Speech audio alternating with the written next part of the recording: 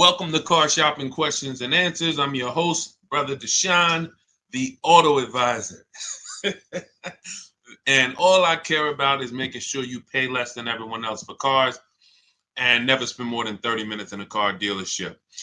That's been my mission. I spent 14 years in the car business. Now we do these live streams to make sure you have the strategies you need to save thousands of dollars, because there's only three prices you can pay with any car. Three prices: market value, above market value, or below market value. So all we talk about here is how to pay below market value, which leads to thousands and thousands of dollars in savings. And you can start typing your questions in and we will get to them one by one. So we appreciate you actually tuning in with us. Everything what I'll be talking about on this stream is out of my new digital book. It is called Cars from Home. That's a mindset. 7 steps to saving time, money, and avoiding dealerships. You can get a copy of it anytime over the next 30 minutes for 75% off. It's normally a $97 book. It's worth every penny. You can see it's 5 stars. You can Google it. But as part of my welcome offer, I want to give it to you for 75% off. So if you get to my TikTok bio before 30 minutes or my Instagram bio, click that website there, or the YouTube comments or the Facebook comments, you'll click a link that you can activate that 75% off and get your book for $24 instead of $97. But it's only for 30 minutes, so make sure you get there before 30 minutes is up. Okay, so we're going to start out with Mary's question, which is what to say if I'm asked to make a down payment. First thing you have to realize is down payments are not mandatory, and in all but 2 cases, they're unnecessary. So down payments, let's say you're looking at a car, it's $25,000. You want to buy it. The bank will lend as long as you have good credit, fair credit, good credit, great credit, 20% above what the car's value is. So if you're buying a car for $25,000, the bank will lend another, let's call it $5,000. So they'll lend $30,000 against a $25,000 vehicle. Now, what does that $30,000 entail? Well, let's say you want to put no money down and you want to buy the car and put your taxes in the loan. The bank will approve that. Let's say you want to buy it and put your fees, which may be a documentation fee and DMV fees. Those are the only 3 legitimate fees: tax, DMV, documentation. So you put that in there. So now that takes you from 26, 25. With the taxes, you go up to 28. With the fees, you go up to 29. The bank will lend up to 30 or 20% above the vehicle's value, which is 25, which means you can do a no money down deal. It is not required. Let's say the vehicle's value is 25, but because you have no shopping strategy, you pay 28. The bank only is going to lend 30 because the price you paid for the vehicle does not affect the value of the vehicle. If the value was 25 and you paid 28, the bank's lending 30. Now, the same is true if you get a big discount. Let's say the value of the vehicle is 25 and you get it for 20. The bank is still going to lend what? Up to what? Come on, type in the chat so I know who I'm talking to. I need to make sure I'm talking to the locked in people. 30, exactly. So the loan to value ratios don't change regardless of what you pay for the vehicle. Now, as long as you are trying to get a vehicle and be with everything you want to add to your loan is within the loan to value ratios, money down is not necessary, no matter what they tell you. But what you have to understand is if you come over and you have $5,000 of negative equity, now we have to take that into consideration. Can we do a no money down deal with $5,000 of negative equity? Possibly. It's going to go back to 20% above what the vehicle's value is.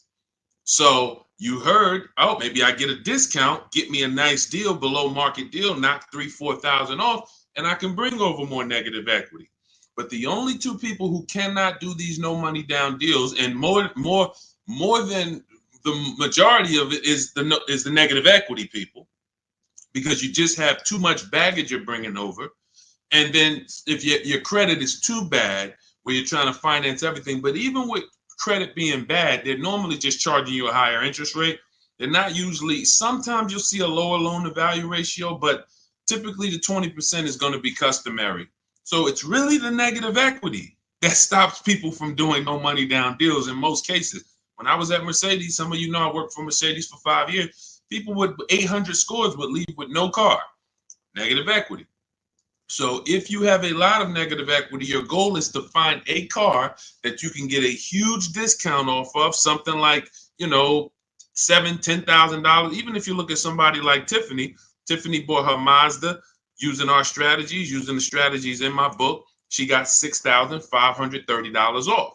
Now that's a $44,000 vehicle. So if she had $6,000 of negative equity to bring over, she could do it, because she got a $6,500 discount off the car she was buying. So this is the basis for understanding no money down, Mary. And a key is for you to understand you need to be shopping for the price of your vehicle. The vehicle you're going to buy, you should be shopping for that with an out the door price, not with a loan. So let's say you are like, I want to buy a Hyundai Elantra. You should target whatever Hyundai Elantra you want, get the equipment, and then get a bunch of offers to see who's going to give you the biggest discount, because they're not all the same. They're very different. This isn't the Apple store. You could go to the Apple store in California, the iPhone's the same as the one in Florida. You go to a Hyundai dealership in Bay Ridge, Brooklyn, it's an entirely different price from, Inglewood, New Jersey. And total different price than, Metuchen, New Jersey. They're all different. And that's what you have to understand. When you're shopping for your vehicle, you're shopping for the dealer who's going to sell you the car at the best price. You will handle your financing, your down payment, your interest rates in a separate process. You don't want to mix those two. Okay? That's a good start for you understanding that you should not be in a position where they're telling you make a down payment, unless you put yourself in that position. You follow what I just talked about over the last three minutes, then you should not be in that position. You should understand when a down payment is not necessary. And almost anyone can do these deals with no down payment. Go ahead, Dolan. Let's shoot the next one up. Keep typing your questions. We'll keep getting to them. What's up, Josh? Thank you for liking the video. I see you. Thank you, Bianca. Welcome to the people who are shared. Malik, 621, thank you for sharing. Shout out to the sharers. I see you. It does not go unnoticed. I appreciate everybody who shares, hit that share button, and sends this broadcast to some other people. I appreciate you. All right, AG, car shopping for a used Tesla X, how to save or haggle. There's two types of used car dealerships. When I worked at Mercedes, the first Mercedes-Benz dealership I worked at, big markups, wants to negotiate. Big markups. $7,000, $10,000 markups, very exclusive cars in the particular case. But even if they didn't, they didn't have to have Mercedes. There's other dealerships that do this. They're going to leave themselves big markup, and then they're going to say, hey, let's negotiate. This is also for dealers who get a lot of traffic walk-ins. They're either on a highway. They know that we're going to get 50 people on a Saturday to walk in, so they can charge. They put these prices up. And they're not trying to really sell them online. They're trying to sell them to the unsuspecting locals. Now, different dealership says, I'm only going to mark my cars up $1,500 because I want to sell a lot of them. This is an entirely different model, different mindset, different process. Where you will get in trouble is when you're talking to a dealer, or you're about to buy, you're trying to buy from a dealer that has the $1,500 markup, has already priced their car better than anyone, and you're trying to get $2,000 off because you think you're talking to the markup dealers. That's when you end up losing. So how do we know the difference? We use a process. In my book, I have a process called the multiple marketplace strategy, where we have all the marketplaces open where used cars are. if a used car is not on a website, you should not be talking about. You shouldn't be talking to anyone about it. If you can't find a vehicle on a website, a public marketplace, where every dealer wants to sell their cars, do not negotiate on these cars because they can make up prices. Let's say if it was on a website, it'd be 26. You come in, you're like, hey, I like that blue car. Hey, how much y'all asking for it? What's to stop them from saying, hey, yeah, it's not on the website yet. We're going to be asking 29. And then you're like, oh, that sounds kind of high. Well, what did you think? I'm trying to get to like 24. Now, meanwhile, if you'd have sold for 26, you probably would have, asked for, but because you think he's asking 29, now he could talk you down to 26 and you think you got a good deal.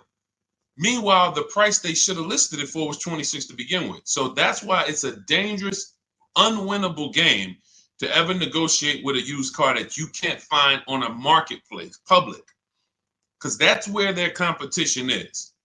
So we're going back to our system. We're opening up all the marketplaces, CarMax, Carvana, Driveway, eBay Motors, Cars.com, Auto Trader, Car Gurus, and Carfax. 8 marketplaces. Now, all of these marketplaces have different cars. And sometimes you will see a marketplace that has a car here for 34, but the same car is on another marketplace for 32 because they lowered the price. But because you only look at Car Gurus and you're not looking at Carfax, you didn't see that when they lowered the price, this website updates faster than this one. So that's why we're on 8 marketplaces. And then we're narrowing it down based on the first thing you need to do is look at assess the market, I call it. In my book, in my multiple marketplace strategy, this is called assessing the market. What's the low prices? What's the high prices? Where the low side at? Low side is around 22. Okay, I see that. Now, the 22s are going to be garbage cars, accidents, frame damage, title messed up. But every now and then you see one for 22.5, 23, and it has a good Carfax and it has good service record, but it may not be the color you want. So now that has already set the market for you. I want it black, but I see a white one here. It has everything I want, but it's not the color. That means the low side of the market for that car is that. That's assessing the market. So now we're trying to find a vehicle there because, again, there's 3 prices that you can pay for any car. Market value, that's what negotiators pay. Above market value, that's what people who don't negotiate, can't negotiate, don't like negotiating pay. And then you got below market value, which is what people who use competitive bidding and put dealers against each other pay. Now, when we look at these low market, now we're trying to see, do we wait for a vehicle to pop up and can we screen down a couple vehicles to get to a top 3 or top 5 best choices? Once we do that, those are the vehicles, AJ, that we're going to see if we can make a final deal on, because they're already at the low side of the market. So what's going to happen? Either they're at the low side of the market and you're dealing with a dealer like the first Mercedes dealer I worked up, meaning they're not going to sell the car for that price. They're going to try to mark up prep fees and marketing fees and all types of bogus fees, but they want you to come in first. They're not going to put that online. They want people to come in and say, hey, I saw this car. And then by the time, who's ever sat down, be honest, if you've ever sat down, you came to look at a car, they were asking like 22. But by the time everything got added up, they slapped like $7,000 more on it. Warranties, all types of stuff. And you're like, wait, who's had that happen? Type me if that's happened. And I need you to dialogue. Listen, I'm talking to the locked in people. Right, I see you, Josh, 100%. Okay, so this is a tactic. Look, absolutely. So this has happened to Judy, a lot of people. This is a strategy. It didn't happen by accident. They're purposely depending on people coming in, not calling in advance, and then they want to negotiate with them. Goes back to the first deal I said about the first deal I worked at. They want to negotiate. So the prices are so now that's what we verify. That's what we're only calling those top 3 to 5 dealers and saying, hey, besides besides the price here online, what fees do you charge? Once they say, oh no, tax, title, fee, doc, all right, now we know our last step is we need to get the original window sticker price so we can find out the true discount. Because we need to know, AJ, if we're dealing with a dealer who has the markup or not. And we never ask them for a discount over the phone. We go there because you got to understand these. I'm telling you how dealers operate because I've been inside. Every dealer who puts a used car on a website, we use a tool called V-Auto. It tells us where the vehicle we have priced at, where it ranks in the pricing. It'll tell us if we're in the top 3 best prices within 50 miles. It tells us that. So when you ask them for, hey, can you take off $2,000, $1,000 over the phone, especially if the car just got there, they're going to say, nah, listen, you can come in, we can see, but the car just got here. What we do is we drive there. We already know it's the best price on the market. So either way, we're coming home with a car. Unless it just doesn't drive well or something like that. Every now and then that happens. But usually when we leave and we know we've done our assessment from home, we're going to make that deal. That's how I did with my Infinity truck. I just had to test drive it, lock the deal up. When we do that, that's all we're doing when we get there. And we already know. Now, what we'll do, we'll ask them, hey, could you take off another $1,000? If they have it, they'll do it. If they don't, they might say, listen, we don't have it. The car just got here. I only got the car marked up. You see, we know they're telling the truth because we've done the research online. So now you know if you're programmed to only, hey, if I don't get 2,000 off, 3,000 off, then I can't buy it. And you're going to miss the dealers who want to, they literally put their cars online. They want them going in 24, 48 hours. They make sure they're the best price and they sell lots of used cars. You go in there trying to get 2,000, 3,000 off from them, you're missing opportunities. That's how it goes. Okay, this is all, that's all part of my multiple marketplace strategy. It's in my new digital book.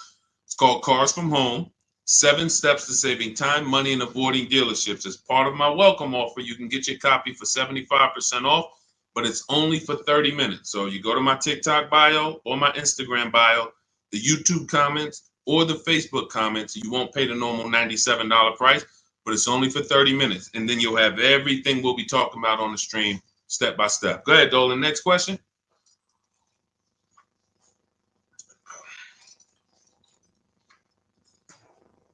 Okay, Mel, what's going on? A 5-year loan to buy a 2022 Jeep Compass. Is it good to trade in for a lease now? So this sounds like, Mel, you figured out you should be leasing, not buying. And now you're like, should I make that move now? In my book, step 1 is the leasing versus buying question, because this is the foundation of your car deal. You need to know how you're going to beat depreciation. So normally what happens is when people learn about the 8-year rule, which says if you're not buying a car to keep it for 8 years, then you should be shopping for a below market lease, not a purchase. So when people learn that, oftentimes they're like, okay, I know I'm not keeping this car. I'm in 8 years. Should I wait or should I transition to a lease now? There is no benefit to you waiting. As long as your equity situation isn't so bad where it's going to stop you from transitioning to a lease, the play is to move to a lease as soon as possible, because you're not going to get the money back you're putting into owning these cars. The only people that get the money back for owning these cars are long-term owners. 8 years, 10 years. We got people on here who have cars. I'm sure some of you have had cars for 8, 10, 12 years, maybe even more. We usually get somebody on here that has a car for more than 15 years. This is the people who get all the money out the cars. So if you're keeping a car in a short term, you're not getting the money out of them. You're putting the money in, But then when you go to replace it and you see how much you're getting back for it, you're like, wait, all this money I put in, this is all I'm getting back. That's why you don't want to put the money in.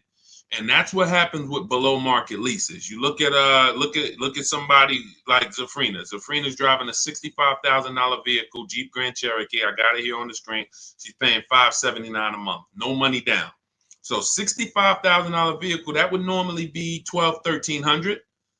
She's paying $579 a month, no money down. She's never putting the money in. Raphael, she has a Jeep. This is her second car using our process. This is my second car. Look, she said it worked. Follow a 2024 Jeep Grand Cherokee 4x4. MSRP is $46,000. Well, it's $45,900, but let's say 46. Payments $549. That's a 1.19% lease. That's normally at $45,000 before we even throw the taxes in. That's normally a $900 payment on a 5-year loan. You can type that into any auto loan calculator and see. So you're going from $900 to $549. $900 is what people are paying to buy, unless they put more money down. And then, see, people never factor in their money down. So that's why I always, when I'm talking to you, I'm going to let you know how much it costs with no money down. Because if it's $900 a month with no money down, but you decide you want to put $15,000 down, you can't tell people, well, my car payment's only $700 a month. What about the $15,000? Let's divide that, and then you'll see, no, it was actually $900 a month that you put into this vehicle. So that's why I compare, in every case, no money down, so we can really see how much these vehicles are costing us. So when you're paying $900 a month, you need to try to get that money back. And after a while, you'll see if you pay the car off and you keep it a long time, it makes sense. If you keep a car, somebody just said I had an 03 Camry from day one. Look, 307,000 miles. Now, time heals all wounds. He could have paid $10,000 too much for that Camry. Just overpaid. He didn't know what he was doing. It was supposed to be 20. They charged him 30.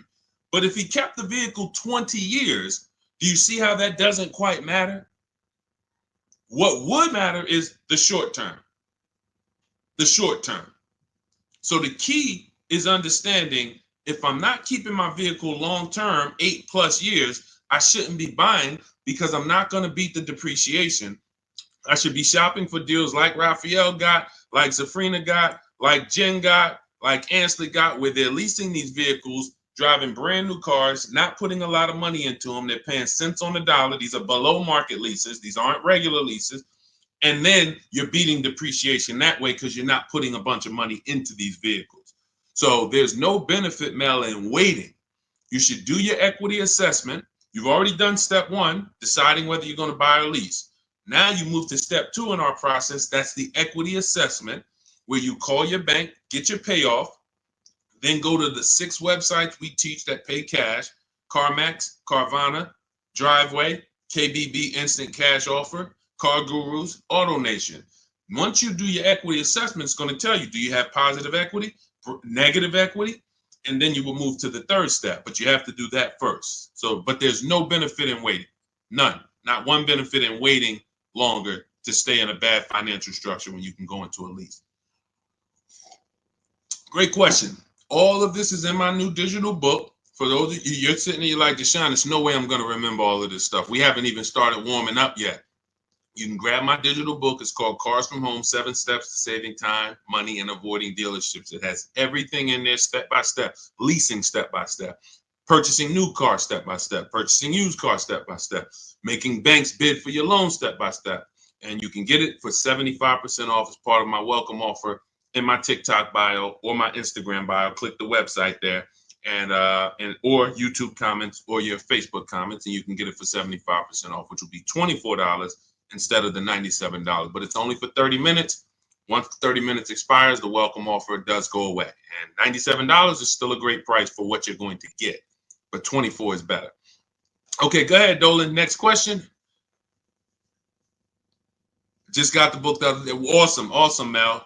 And I see you already made the decision about the step one, which is great. Just move to the equity assessment and just keep checking off the steps. Just trust the process. You're going to be just fine. Thoughts on leasing versus financing? Well, T, this is exactly what we just spoke about. I have a very clear rule. It's called the 8-year rule. where it says if you're not buying your vehicle to keep 8 years, you should be leasing. And not just getting any lease, you need to get a below market lease, because some people will tell you leasing, this is when you know it's bad. When a dealer tells you leasing is the same price as buying, you're dealing with an 80% dealer, which means they are going to charge you a lot of money. And that lot of money is trying to discourage you from leasing, but that's not what a lease deal would be if you shopped around. So look at Ansley. Ansley has a 2024 Infiniti QX60. It's a $58,000 vehicle. He got it for $554 a month. Only first month's payment down. I want you to pay attention to these details. We're not putting money down to get to these payments. These are what is called 1% leases, or anything below 1.5 we consider a good deal. Anything below 1% we consider it a steal. So it's a steal, it's a deal. And over 1%, over 1.5%, I say in my book, it's time to chill. We don't lease those. We don't sign those leases. They're bad lease deals. But look at Jen. Jen pays $512 a month. Now, normally these vehicles that they're buying would be $300 to $400 more per month if they bought them. So when you take somebody like Danielle's Audi. It's a $45,000 Audi, 44 and change. If she bought that vehicle, she's looking at a $900 a month payment, no money down, 5 years. She's leasing it, no money down, $550. So she's paying, call it almost $400 less per month, because we didn't even put the taxes into the price of the vehicle. So if we put taxes into that MSRP, then it might be around $48. And her payment's probably going to be about $950 for 5 years. She's paying $550. Now, let's just to give you an example to understand it deeper, let's say she got a big discount off this Audi. Let's say they knock off even $10,000 for her, which would never happen. But let's just say she knocked off, I just want to prove a point here. Instead of 48 with the taxes, let's say she gets a big discount. She's at 38 now. How much is the payment on $38,000? Some of you know every $5,000, and that's going to be a little, roundabout math for you to do. Every $5,000 is about how much per month? Let's talk to the people who know this. Every $5,000 on a car loan that you look at every $5,000 is about how much per month? Not 1,000, Mel. I think you typed an extra zero by accident. Yes. $100. Yes, $100. Yes, I see a lot of people. Look, thank you, Cleef. Yes, I listen, man. I love the locked in people. Shout out to the people who locked in, following, and learning from what we're talking about here, not just letting it go in one ear and out the other. So when you look at a $10,000 car, you should automatically think that's $200 a month. $20,000 car, $400 a month. $80,000 car, you should be thinking, okay, that's $1,300 a month. So when you have these parameters, you don't get in trouble and you don't let people slap you in long loans. And how my payment so low? That's because you're in a 9-year loan. So when you have these parameters, you can't be tricked. So let's go back to, if she got a big discount off that Audi, 38 instead of 48, she's still looking at a $750 payment, $775. She's paying $550. So that is an example of how it's nowhere close. Even with the biggest discount you would get off of a brand new car, a below market lease is still so much lower from an investment standpoint, from what's coming out of your household. And let's take one more scenario, and this is all tied into the 8-year rule. When I say you can make it easy on yourself and just say, if I'm not keeping the car 8 years, I'm going to shop for a below market lease. Now I'm explaining the math behind it so that you know there's math behind it. So all right, I didn't just pull the 8 years out of my hat and say, hey, there's math behind it. So let's look at one more scenario. Let's say Danielle, somebody says they want to get a used Audi, because there's some of you you're like, well, Deshone, what if I buy used? Does it still make sense? Does the 8-year rule still apply? Because I'm going to knock, 20, 30% off the price. If I get it used, now it makes sense to buy, right? No, it doesn't. Let's go deep on this. So let's say Danielle, instead of 44, where her Audi is, let's say she finds a nice one for 28. 3, 4 years old. I'm being generous. She finds a nice one for 28. With taxes, let's just round it out to 30. That's her all-in price. She finds her a nice 3 to 4-year-old Audi. 1 year left on the warranty, and then she's going to be on her own. $30,000. What's her payment? 5 years. What's her payment? Let's go. Type in. $30,000, $600 a month. Thank you. $600 a month. So we just took some very clear scenarios, and we took 35,000 would be 600 a month. Would be 700. Josh, 30,000 is going to be 600. Yep, you got it. I see you updated it. So now let's look at this. We have a scenario where Danielle's driving a brand new Audi for the next 3 years, $550 a month. Had she bought a brand new one with a dramatic discount, she's still be with a regular discount, she's going to be $900 a month. With a dramatic discount, she's still going to be it was close to it was 38. So 38, still close to almost $800 a month, $775. Then with her used version, if she bought a used version and got a great price on it, 28 plus tax, she's at $600. So every one of those scenarios is much more expensive than the purchase and then the lease, than the below market lease. And frankly, you can't really compare a 3-year-old, 4-year-old Audi to a brand new one. You just can't. Because you're only you're paying $600 a month, I'm paying $550, but the benefits even outweigh that. You're gonna have no warranty after a year. Anything goes wrong, you're on your own.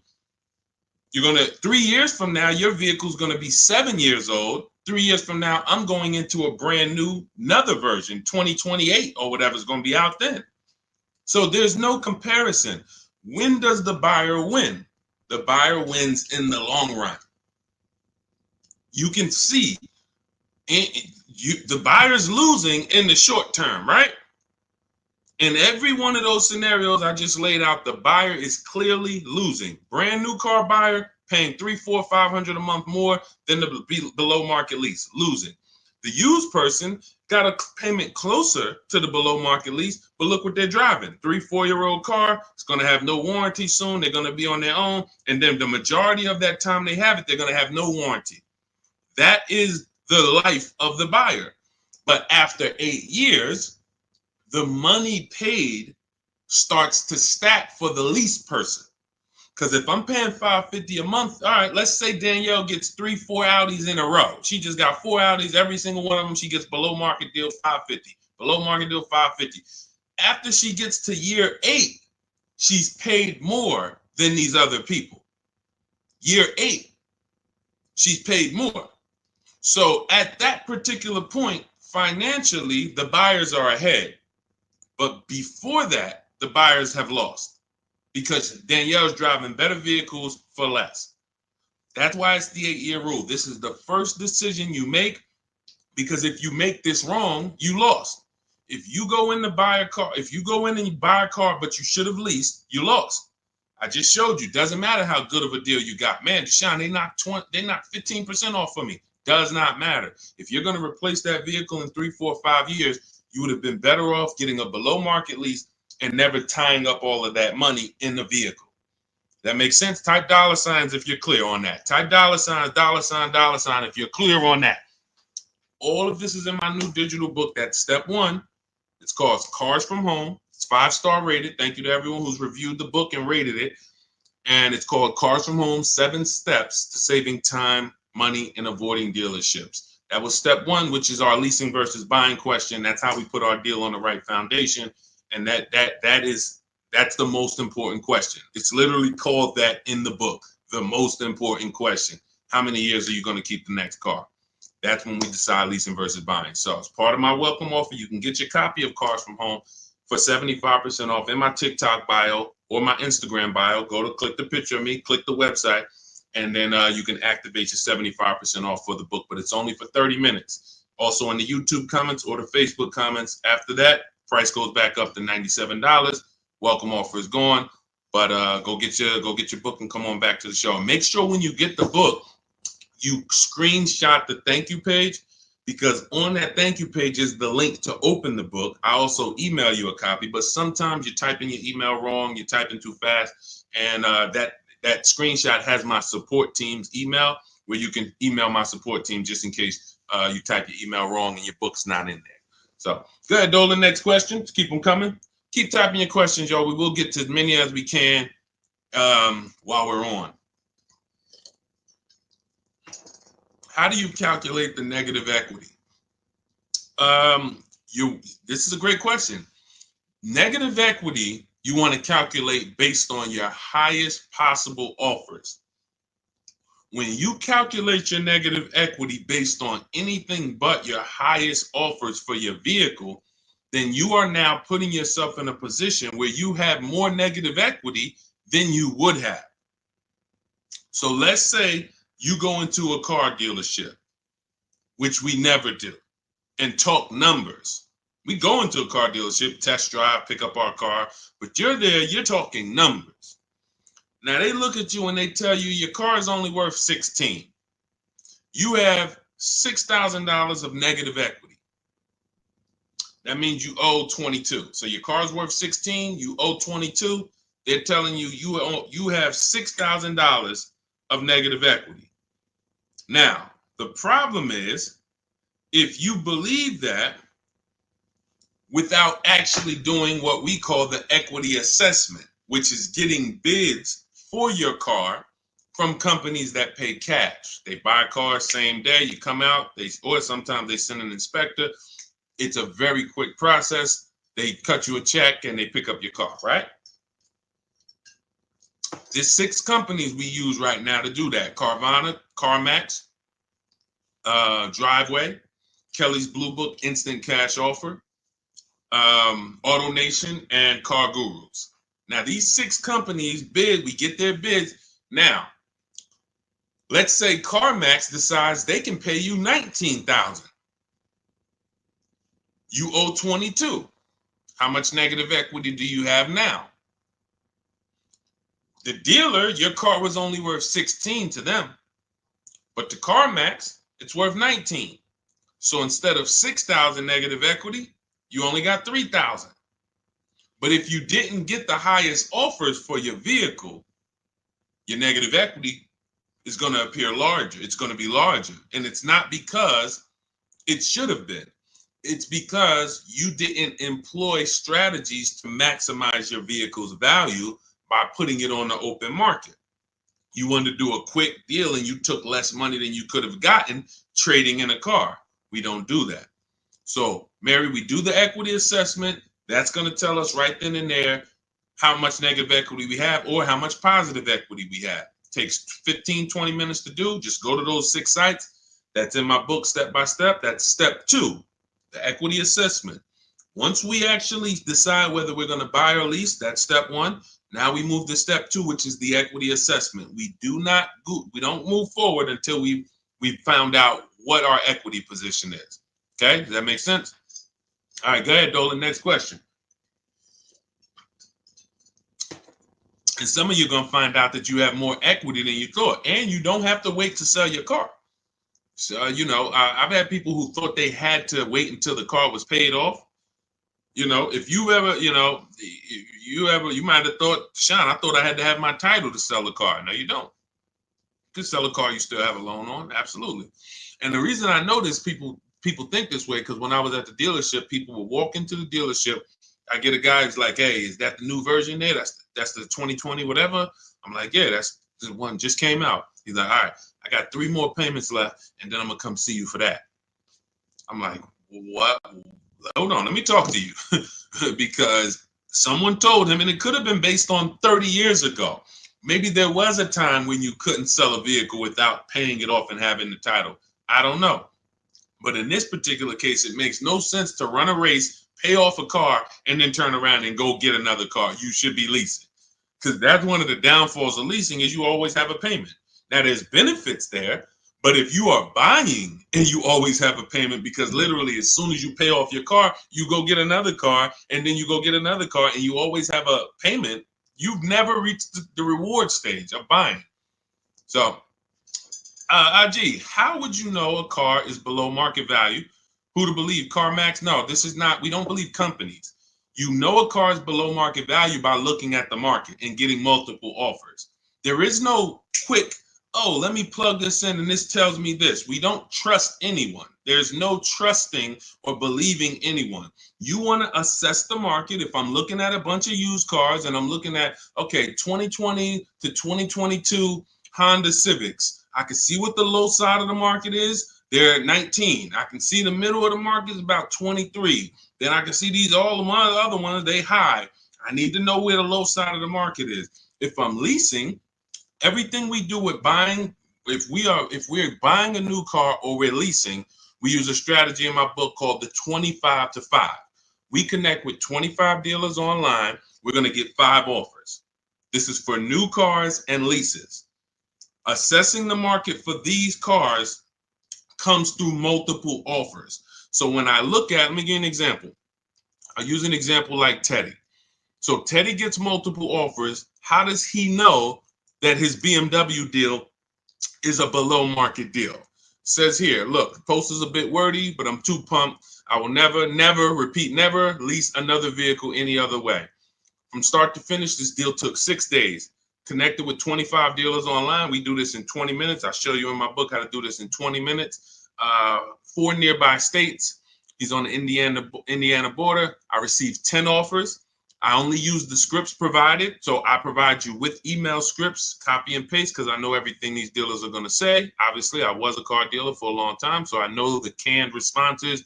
So I wrote the email templates to respond to them. Now, he ends up, this is a $73,000 vehicle. He closed his deal at $856 a month, no money down. Now, how does he know $856 was the below market deal for his BMW? Because his highest offer came in at $1123. So you can see my highest offer during this process from a different dealer was $1123. Look, the dealer closest to me, the local dealer, came in at $986. So his closest dealer is $986. His highest offer is $1123. He closes his deal at $856. It's clearly below market value because he sees the market. The only way to get below market deals is to look at the market. That's why we have the best system for getting multiple offers on new cars and leases. Or if we're shopping for a used car, we're looking at multiple options.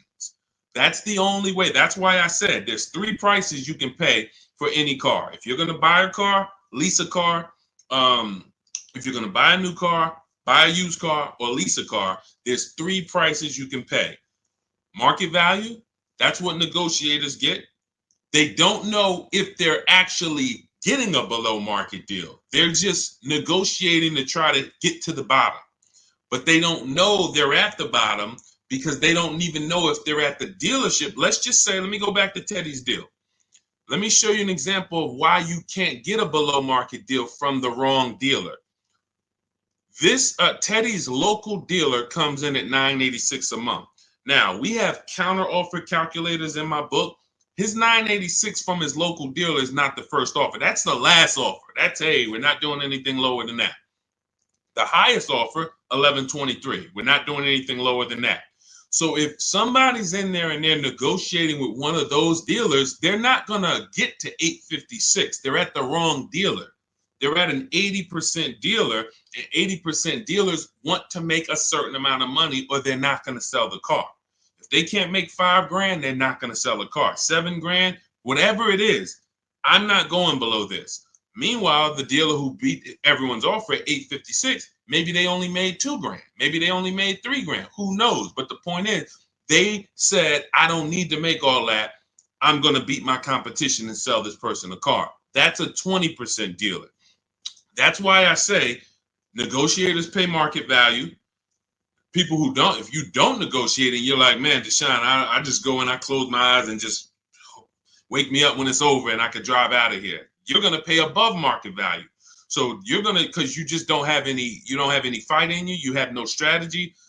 But below market is reserved for the people who are putting dealers against each other, because it's the only way to know you got a below market deal is when you can look at enough options and know that you paid less. It's like this with anything. It's not just cars, TVs the same way. If you were buying a 100-inch TV, how would you make sure you're getting a good deal? You're going to look at probably 30, 40 TVs in every website. Then you're going to be, oh, this one's on sale, $699. All the rest of them is $900 and $1,000. Clearly, that's the below market deal. Same principles. Same principles. Go ahead, Dolan. Next question. You know, coincidence. All I do is teach you to shop for cars like you shop for everything else. Everything else in life, you shop this way except cars. Cars, you shop a way you wouldn't shop for anything else the way you shop for cars. Think about that. Am I right or am I right? Type right if you know I'm right. The way you shop for cars and buy cars, you won't buy anything else like that. You don't buy houses like that. You don't buy jewelry like that. You don't buy maybe jewelry. That's a little, you know, because it's sometimes tough to put people against it. But you don't buy TVs like that. You don't buy furniture like that. Just walk in and all right, go back and forth. No, you're comparison shopping. You're using the internet as your friend to get the information and start to have multiple options. That's all we do when it comes to cars. That's why we win easily.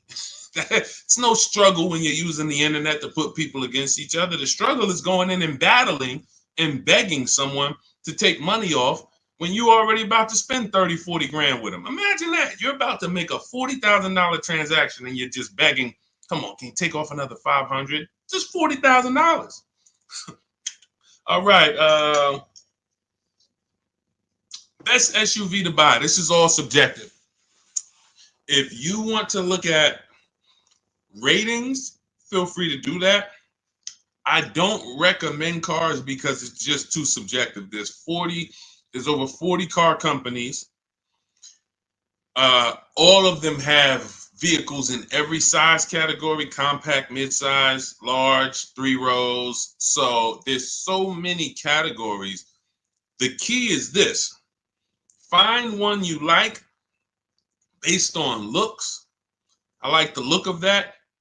And then you can come home and do what we call a quality check. This is in my book. This is in step 4. This is when we make sure the car we're shopping for is a good car. Some vehicles have a bad DNA. I want you to remember this. DNA you can't get around. You cannot repair DNA. So if a Nissan has a particular transmission that goes out between 80 and 90,000 miles, I never get it, because I would never buy that car, because there's nothing I can do to escape what might happen. It's just literally the luck of the draw. Maybe mine doesn't go out at 80, 90,000, but these vehicles are known for the transmissions going out from 80 to 100,000 miles. That's why you'll notice a lot of Nissans for sale. They got like 80,000 miles on them, 90, because people get rid of them right when the transmission starts slipping or right before it goes out. That's what happens. So you can, and this is not all Nissan. So you need to, we always type in the actual car to Google, and we type in 2000, we put the year, the make, the model, 2000 Honda Accord reliability, 2018 Nissan Altima longevity. There's three words that we use that you need to get familiar with: initial quality, reliability, longevity. This takes 5 minutes to do. Initial quality tells you, what does the data say? What are people saying about the vehicle the first 90 days? So if you're leasing a car, you're going to buy a car new or you're going to lease it, you need to know what the initial quality reports are. What are the owners saying the first 90 days of the vehicle? Is it in the shop? Is it electric problems, little malfunctions, blind spot, whatever? That's initial quality, first 90 days. Reliability is your first 3 years. So you need to know, what are people saying about this car, not my neighbor. Not my neighbor. My neighbor owns one of them. There's 10,000 out here. What are they saying? Maybe my neighbor got a good one. You know what I'm saying? Your neighbor might have just got a good one. But I need to know, what are people saying about this vehicle the first 3 years? That's reliability. And then longevity is the long run. 7, 8 years, the engine. People, you're going to see people like Motor Trend and Vehicle Engines, all these websites that all they do is study engines and longevity. What are they saying about this vehicle? Are they saying that the transmission's known to go out? Sometimes you'll type in 2018 Kia Sorento longevity and you'll see right at the top, with proper maintenance, these vehicles are known to last 200,000 miles. That's a good sign. Now all we need to do is make sure we're getting a good one that has been properly maintained. But that's the DNA. So when you ask the best SUV to buy, my goal for you is to avoid the vehicles that have bad DNA. They have bad data. Could be a year. Could be the 2018 was trash, but then they saw that the 2018 was trash and they changed it, and then they made a better 2019. So it's all up to the year. I appreciate it, Rob. Thank you so much. Go ahead, Dolan. Next question. That's in step 4. See, that's shopping, not buying. We have 7 steps in our process. Most important question, step 1, equity assessment, step 2, deal focused budgeting, step 3, shopping, not buying, step 4, multiple offers, multiple options, step 5, paperwork and protection, step 6, and delivery is step 7, pickup or delivery. That's it. So everything I'm teaching on the stream is always going to be out of one of those steps. And for those of you who have the book, here's what you should always be asking yourself. Where am I at in the process? What step am I at in the process? Because you've come from not having a process. So you don't know what to do first. Should I be thinking about my trade-in? Or, oh, matter of fact, wait, he said don't trade. And then, all right, when do I get my loan? Do I get a pre-approval? You don't know where these things go, what order they go in. But I do. That's why we created a 7-step process that accounts for everything. So you always want to be asking yourself, where am I at? What step am I on to make sure, all right, listen, why am I focused on budgeting right now? And I haven't even decided how many years I'm keeping the car. That's my first step. That's what it's about. Okay, Judy, my Jeep lease is up in 2 months. Strange lease of 5 years. Would you finance the car at the end? You've had the car long enough and you're not owning it. So whatever type of financial deal that you went in on this, it was not a good deal because you're paying way too long on a car that you're not going to own. That's the reason we don't buy our leases. We don't do 4-year leases. Paying too much, unless you're paying like $200 a month or something ridiculously low, where you add up all the payments, add them all up. Look at it. All right, I gave them $2,000 up front, and then I paid $400 a month, and I've been paying $400 a month for 5 years. That's 60 months. All right, wow. All right, I paid them a lot of money. Add that up, and you'll see, compared to the MSRP, I paid way too much for this car that I'm giving back. So that's why I wouldn't suggest you buy it, because if you're not going to keep it long term, normally with a lease, it's broken into 2 sides. It's a part you're going to use, and then it's a part you're giving back to them. You're not paying towards that part. Let's say it's 50-50. You could stretch your side out. You got to pay half this car. You could stretch that out for 4 years or 5 years. But it has nothing to do with that back end. You're still going to owe. If you want to buy this thing, you still got that other half. So I don't know what your lease deal is, but if it's structured like a normal lease, you've just broken down your side. You're not paying it. Now, if you've paid into the car, 60, 70% of the car, but I don't think you have, because that wouldn't be a lease. That would be a loan. That would be like, hey, I'm paying the car off. I paid it off for 5 years. I only got 2 years of payments left. I should only owe a small amount. If that was the case, then that's different. But on a lease, if you just took a 5-year lease, then you're paying your half. You're not paying towards the back. So you might have a very, very low payment, but you're not actually building, you're not paying towards the car. You're only paying towards the half you're going to use. So in that particular case, I would give the car back.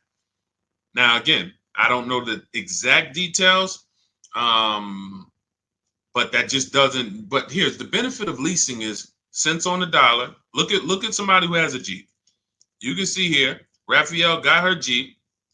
It's a $46,000 Jeep. She's paying $549 a month, no money down. So she's putting into this car $549. Let me do some math. This is why when we get away from these structures, it doesn't make sense anymore. $549 times 36, that's $19,700. Now, going back to her deal, the vehicle itself is $45,900 plus tax and fees. She's going to pay $19,000 over 3 years.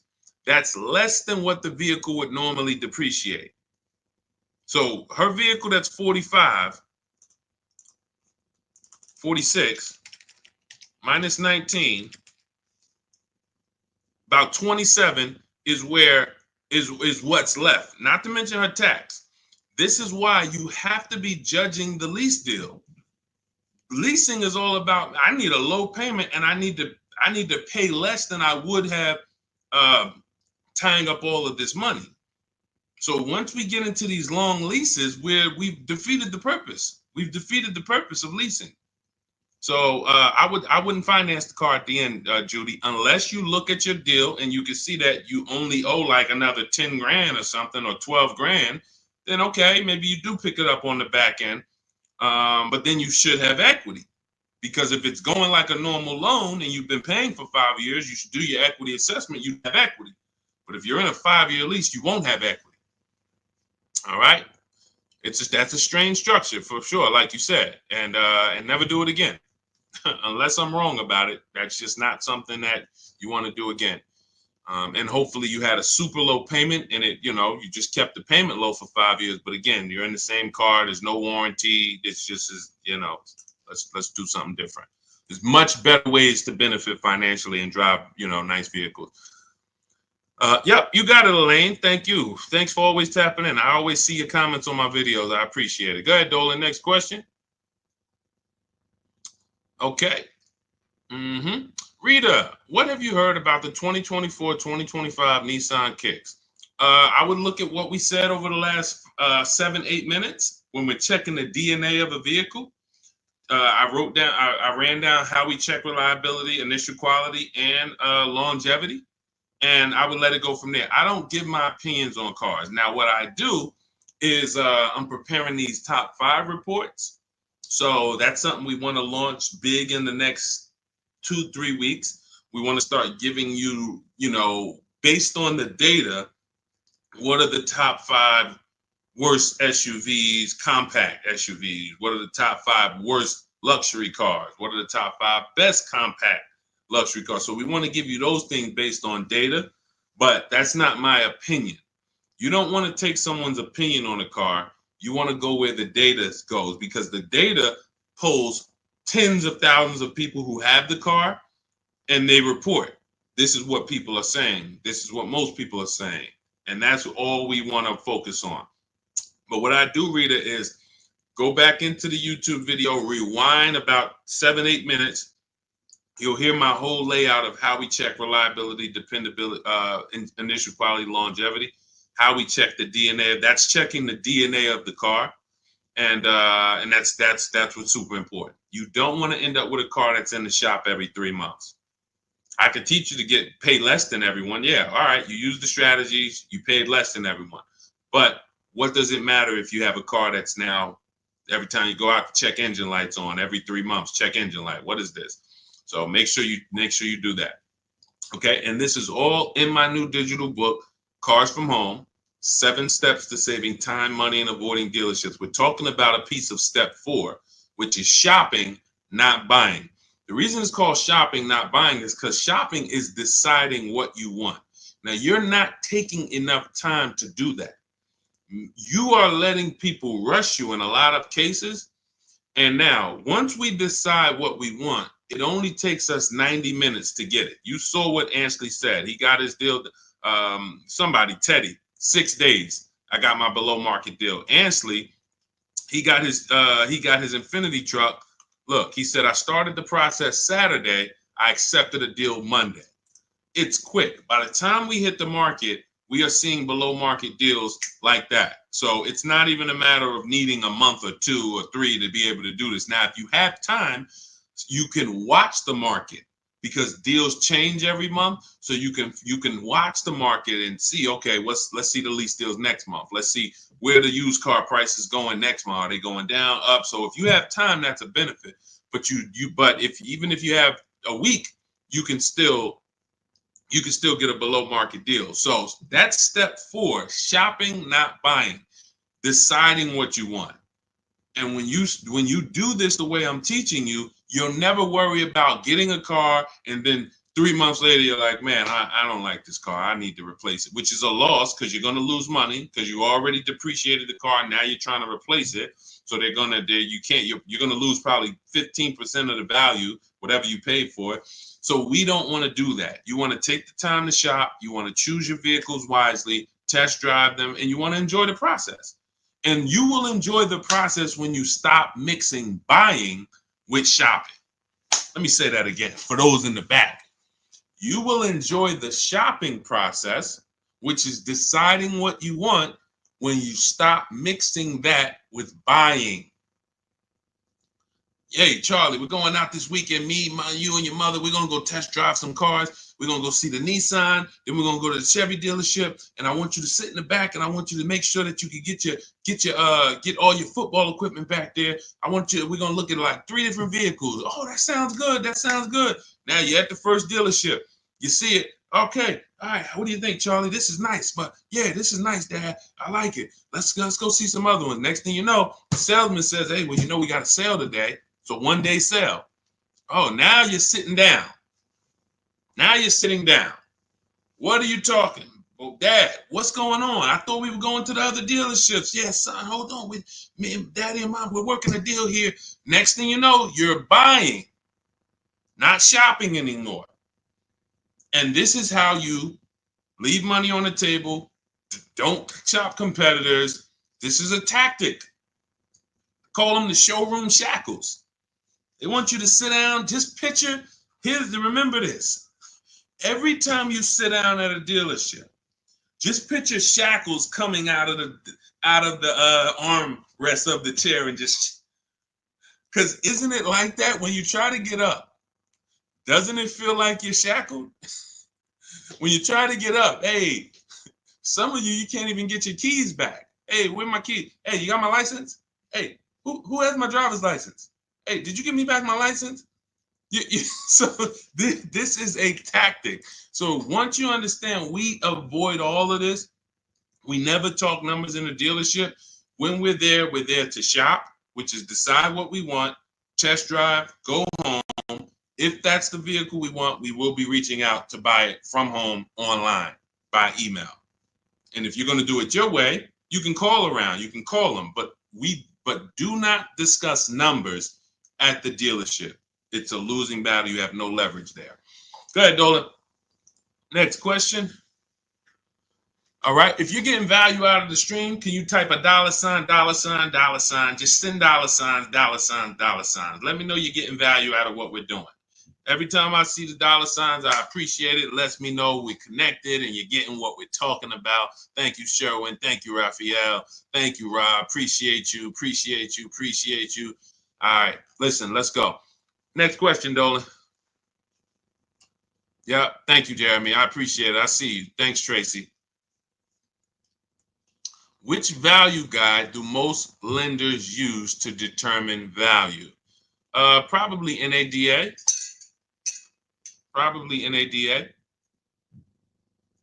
But you should be shopping for below market deals. You could, if most people are paying 25 and the bank's using 25 as the value of the car, I don't want to pay 25. Why do I want to pay what everyone else is paying? So using the strategies we're discussing, multiple offers, low market, everything we're doing, you're in a scenario where when you pull up to someone with the same car, you've paid 2, 3, 4,000 less than them if they got market value. If they paid above market value, you might have paid 6,000 less than them. And this happens. Unfortunately, it happens sometime at one dealership. I remember I was at a Mercedes dealership and a customer comes in, he's going nuts. He's like, hey, I got an E-Class. Me and my neighbor, we go out to dinner the other night. We got the same car. I'm paying $200 more than him a month. He was pissed off. Now, how does that happen? One person paid above market value. Maybe the other person paid below market value or market value, but it's a $200 spread. Same vehicle. So when you're using what we're talking about, what you're learning in my book, what I talk about on these streams, you are not anywhere near what lenders should be looking at you and saying, man, that's be good. I don't know how you got the vehicle for that price, but that's a good loan to value ratio. In case the vehicle gets totaled, we know that we're in a good position. We know, rather than, hey, this guy has a vehicle, it's worth 27, but he bought it for 28. He's cutting this thing close. He needs gapping. So, all we care about is below market. We're not interested in none of these high prices, and how bad they are for other people, unfortunately. Go ahead, Dolan.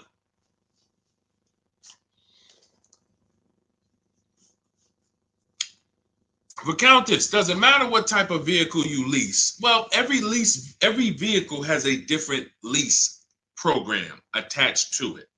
So every trim level has a different lease program attached to it. So a Mazda 3 Sport has a different lease program than a Mazda 3 Touring in many cases.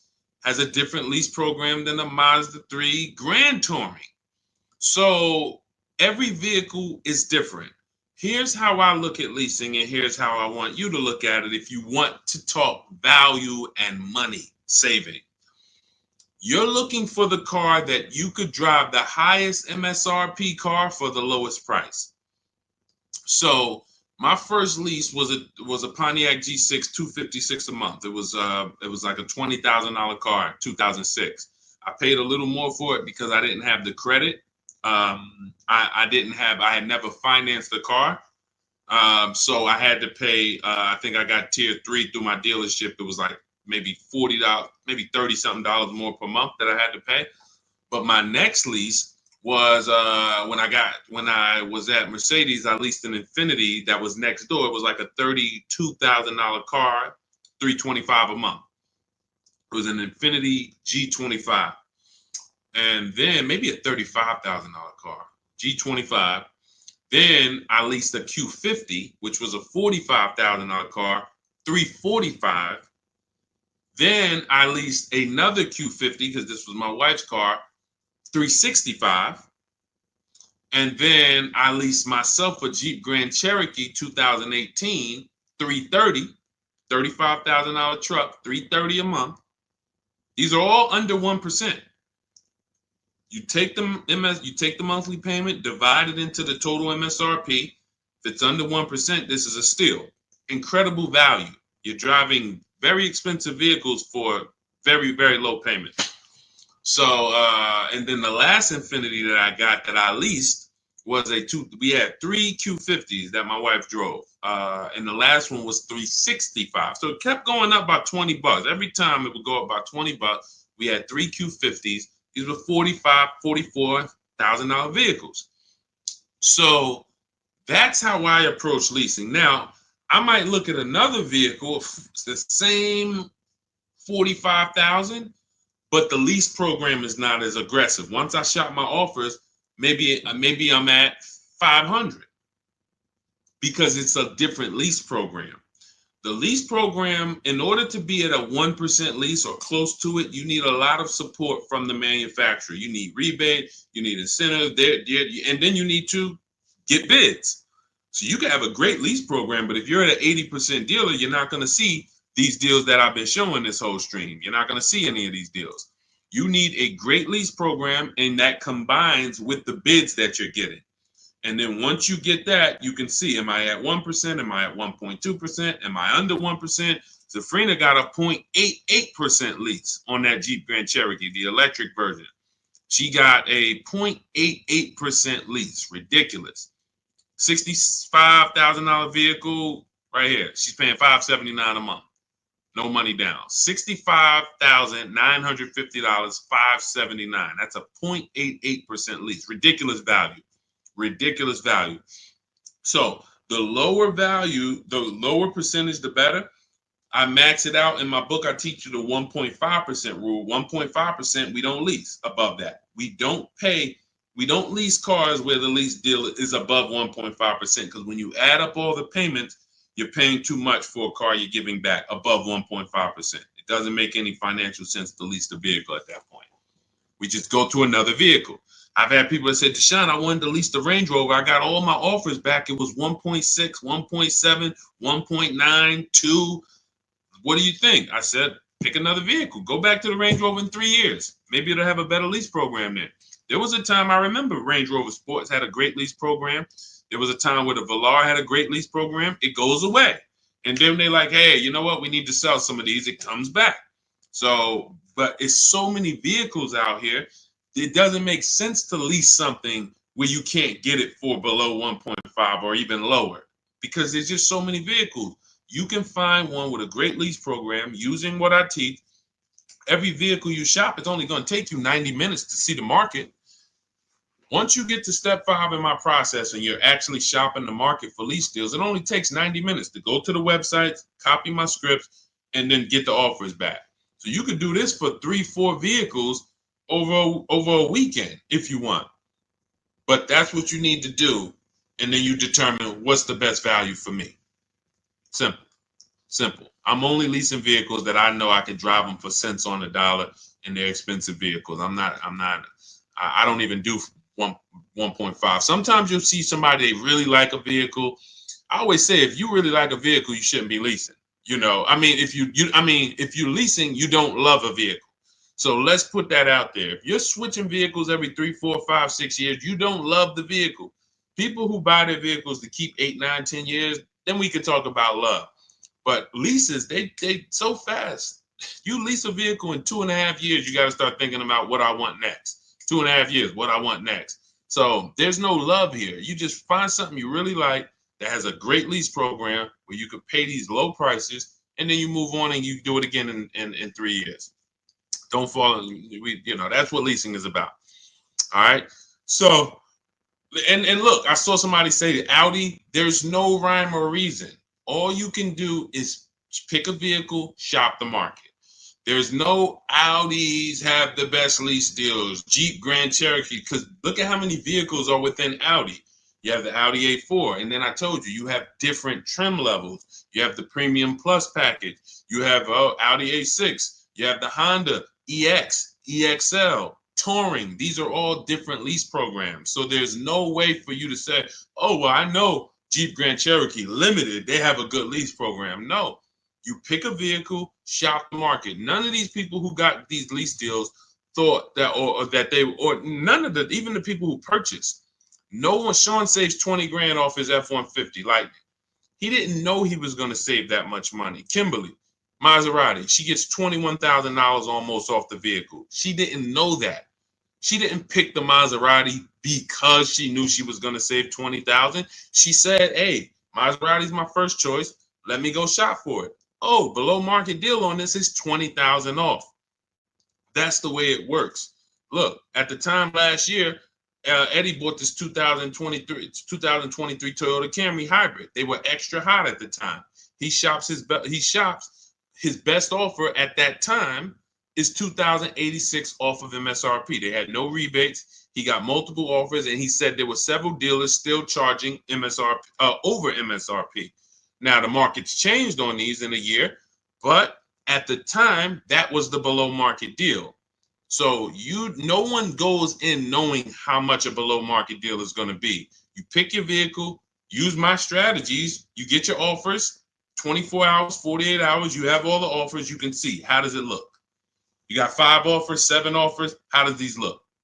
Oh, wow, I'm saving $6,000. That's the best offer. All the other ones are saving me less than that. Oh, here, I'm saving 10 grand. Then you make your decision. Simple. And once you know how quick it is to actually do this, it's going to blow your mind, because you're going to say, any vehicle I'm considering, I can shop the market on it in 90 minutes and know what the below market deals are. Very empowering.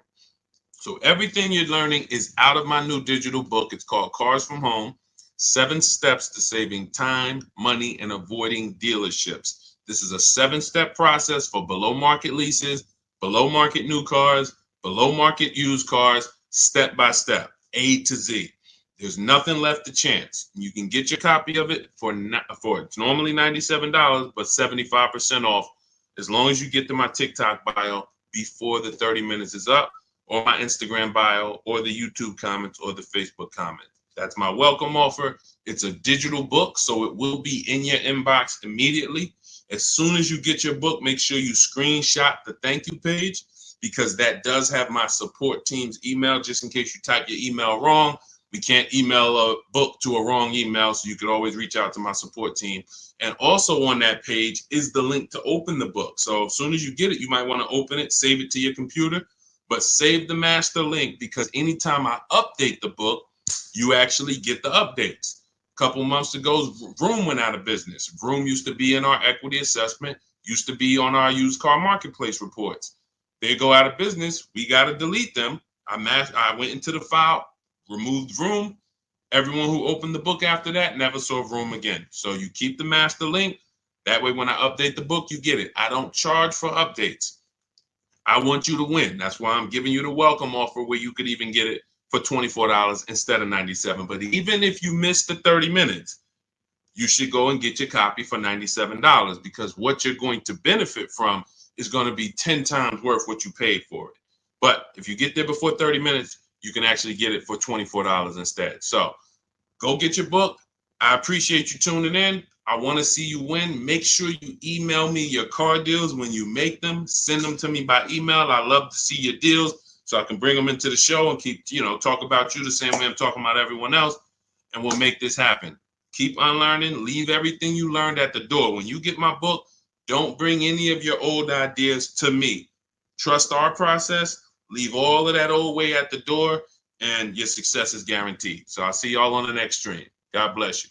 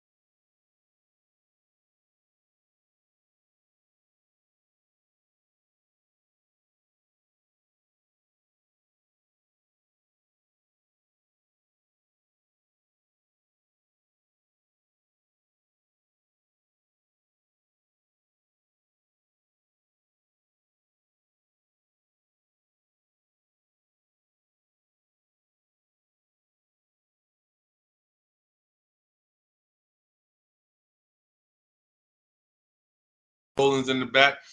Welcome to Car Shopping Questions and Answers. I'm your host, Deshone, the Auto Advisor. This is all we do here, is make sure that you have the answers you need to shop the way you should be shopping in this car market, and in any car market. You should be putting dealers against each other. So all I do is make sure that you know what you need to do. We don't hold back. There's no fluff here. We get down and dirty. And but I do want you to lock in. If you have a notepad, you're going to want to take notes. You're going to want to watch this recording, because we're going to be going over some stuff you've never heard before. Pretty much everything we talk about here is stuff you've never heard, you've never done, and that's okay. That's why we represent unlearn, relearn. All right, we got to unlearn the old way Everything on the show is sponsored by my new digital book, Cars from Home. Thank God it's 5-star rated. Thanks to everyone who's reviewed it. You can get your copy for 75% off in my TikTok bio, in my Instagram bio, in the YouTube comments, or in the Facebook comments over the next 30 minutes. You got 30 minutes to get 75% off, and that book will be in your inbox in 5 minutes. You'll have everything we're going to talk about on the stream and more. All right, so let's get started with the first question. What's a good mileage on a decent first car? Well, you want to look at mileage per year. So if you're looking at a car that's 5 years old, you want to consider average miles driven is 10 to 12,000 miles. That's average miles for a driver. So if you look at a 5-year-old car, 60,000 miles is just fine. You're looking at an 8-year-old car, 8 times 10, 80,000 miles, 96,000 miles. That's perfectly fine average miles for that car. Now, some people like to get below average miles. That's fine too. You know, anything above that. But here's what's more important than the mileage on the car. Service records, absolutely paramount. In fact, let's go to what really makes the car good or not, the DNA of the car. The DNA of the car is things that can't be fixed even when the first owner took care of the car. You might have a car, we always do what's called an initial quality check, a longevity check, and a reliability check on each car. I'm going to show you how to do that very easily. It takes 5 minutes. All of the stuff that I'm talking to you about takes minutes, not hours to do using a computer. So when you said the DNA of a car, that's something that can't be controlled because they made it that way. So if you look at a car and it has bad electric issues, that's in the DNA of the car. Doesn't matter if it was taken care of, doesn't matter if they serviced it. It's built in. Some cars, when you do your longevity check, let's say you're looking at a 2018 Nissan Sentra. You type into Google 2018 Nissan Sentra longevity. You're going to see, hey, some of these vehicles have electrical transmission problems at 80,000 miles, 90,000 miles. It's in the DNA of the car. Doesn't matter if you got a good one. Doesn't matter if you got a bad one. Chances are you're going to deal with these issues. So what we do, any car you are looking at, a used car, I want you to type in the year, the exact year of that car, and then type in reliability. That's going to tell you what they said about the car the first 3 years. You skim the articles. You don't need to read. All you're literally doing is skimming that first page. If you see this car has less than normal reliability, less than average reliability, you want to look for red flags. Then, once it passes the reliability check, then you type in 2018 Nissan Sentra longevity. Skim the articles. You'll see things about the engine. You'll see, okay, these engines last 200,000 miles. You'll see any red flags. You look at that first page, skim it. That's going to tell you everything you need to know to see is the data showing on these cars that it's bad. Don't listen to your neighbor. Your neighbor has one car. Hey, I love this car, but there's 10,000 other people with that same exact car, and maybe 20% of them are having an issue. So go where the data is, type in that search. It's very easy to do. That's in step 4 of my book, which is called Shopping, Not Buying. All of that is we do a 7-step process, and we do not buy any car or lease any car without checking the DNA of the car, which is the data. That's more important than the mileage on a used car. Great question. Let's go. Keep typing your questions. We'll get the next one. All right, we'll get the next question. All right, let's go. Is it better to say I have a trade-in or not? Great question. We don't use the word trade-in. That's actually a curse word here, because I'm going to tell you this. If you had this phone, will you get more money? I want everybody to lock in. Stay close to your keyboards. We're going to go through as many questions as possible. If I had this phone and I wanted to sell it online, would I get more money selling it online, or would I get more money trading it in for another phone? Type into the comments. Would I get more money for this phone selling it on the open market or trading it? Sell or trade? Thank you. Sell, sell, sell. Okay, shout out to the people that are locked in. So that's a good indicator of why trading does not get you the most money. Trading is a convenience thing. Now, we used to have to sell our cars privately if we wanted to get more money. Used to have to list them on Facebook Marketplace, have a bunch of people come by your house. They're driving it. Hey, you mind if I look under the hood? Strange people. We don't have to do that anymore. Why? Because there's big companies that cut cash checks for our cars, and it's easy to find them. I'm going to give you the 6. CarMax, Driveway, Carvana, Kelly's Blue Book Instant Cash Offer links you to a local dealership to get a cash offer. Auto Nation links you to a local dealership to get a cash offer. Car Gurus link you to a local dealership for a cash offer. This takes 20 minutes. This is step 2 in my book. I call it the equity assessment. You have to maximize the value of your current car. You're also going to learn that we don't mix transactions here. What does that mean? Whenever you do a trade-in, you're doing 2 transactions with one dealer. What does that mean? Every time you buy a car from a dealer, that's 1 transaction you did with that dealer. If you trade your car or sell your car to them, because that's what you're doing a 2nd transaction with that dealer. If you get your loan from them, you're doing a 3rd transaction with that dealer. And every time you do that, you're doing exactly what they want, because you're not giving you're not bidding out your loan on the open market to give multiple banks and lenders a chance to compete, and you're not listing your car on the open market, giving all of those 6 buyers that I just named a chance to compete. That's how you get the most money. You cannot get a great deal without maximizing each part of the transaction. You can't think that the same dealer that you bought your car from is going to pay you more money for your old car than anyone else would have paid you. That's why we do not trade. There's only one circumstance where you must trade. That's if you have a lot of negative equity and you can't pay the difference. So if these companies, Carvana, Kelly's Blue Book Instant Cash Offer, CarMax, all the companies I named, they're going to pay you more than any dealer.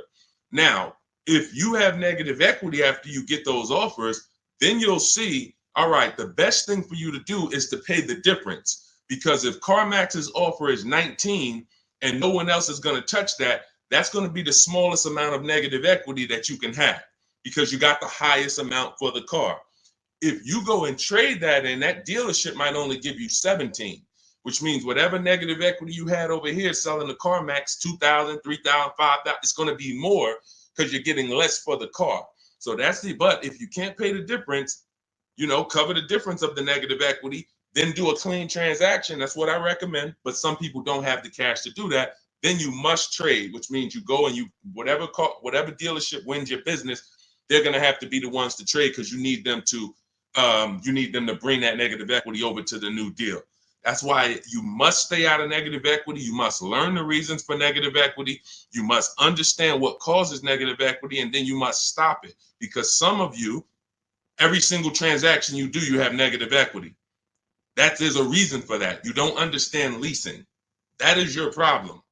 That's another question we'll go into, but that is the problem. I've been doing this 14 years, working in car dealerships. I've been educating people like you online since 2021. We got thousands of students, 10,000 books. So we do this. Negative equity is caused by either a short-term emergency where you switch your cars. Hey, I needed a bigger car. I thought I was going to keep this car forever, 8, 9, 10 years. But, my wife just had triplets. We needed a bigger car. We got to switch it. That's fine if you're going to pay off the car and keep it long-term. But if you're just switching cars, hey, I get a loan, 5-6 year loan, switch the car in 2 years, 3 years, roll the negative equity over. You keep doing that. The reason is you don't understand leasing, and you're in a financial structure that is going to penalize you for these short-term trades, and when you should be learning about getting below market leases. And we talk about that a lot on the stream. So great question. We do not trade. All of this is in my new digital book, Cars from Home, 7 Steps to Saving Time, Money, and Avoiding Dealerships. You can get a copy for 75% off as part of our launch offer in my TikTok bio, in my Instagram bio, in the YouTube comment section, or in the Facebook comment section. But it's only for 30 minutes. Once the 30-minute timer goes to zero, it's $97. And it's worth every penny at $97, but $24 is better. So go there, get your book, come back to the show. All right, see you in a sec. Go ahead, Dolan. Next question. $10,000 upsell. And you know what? Listen, this person grab this question, Dolan, for the next question. She said, I bought a vehicle during the pandemic, $10,000 upsell. I want to tell her about Bonita, but that'll be the next question. Let's get to C. Robinson on Instagram. We're in the midst of trying to lease a car. It's exhausting. Well, you're doing it the way they want you to do it. You're in there begging for discounts. You're in there walking into dealers, hoping you can get a good price. And what you don't understand is that 80% of dealers are overpriced. There's nothing you can do about that. Picture 10 dealerships on a block. 10 dealerships, they're all Nissan dealerships on a block. 8 of them are not going below a certain number. Doesn't matter how much you negotiate, yo, I'm not doing any better than this. And when they look at you and say, hey, Mr. Robinson, this is my best price, they're not lying.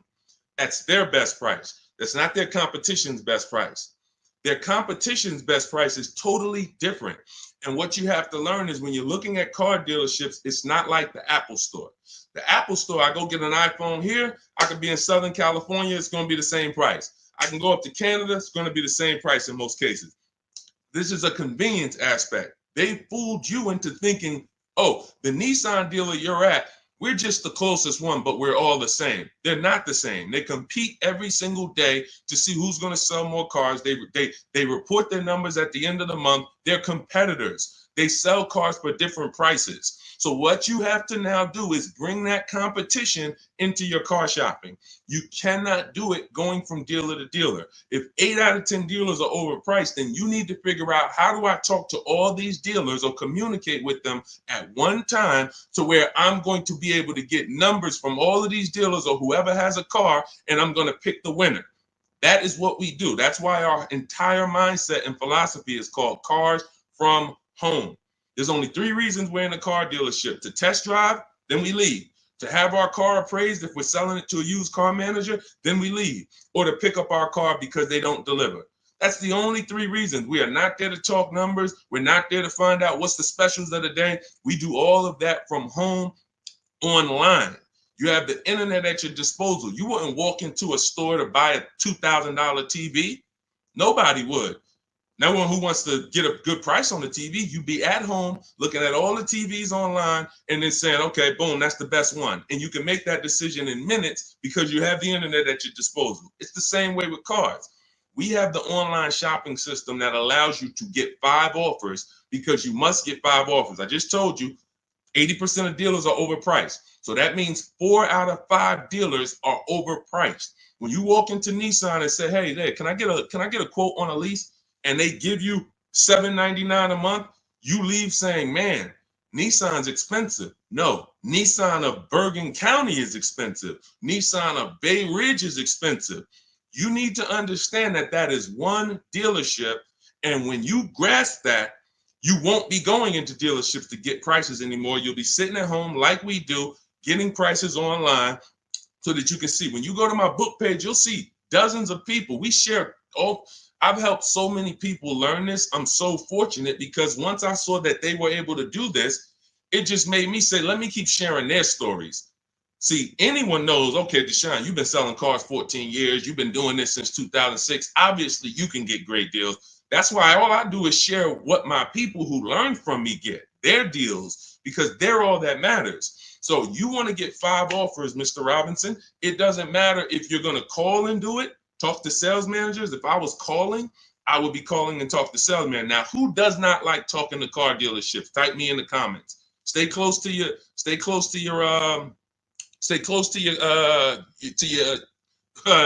keyboard because I need to interact with you guys.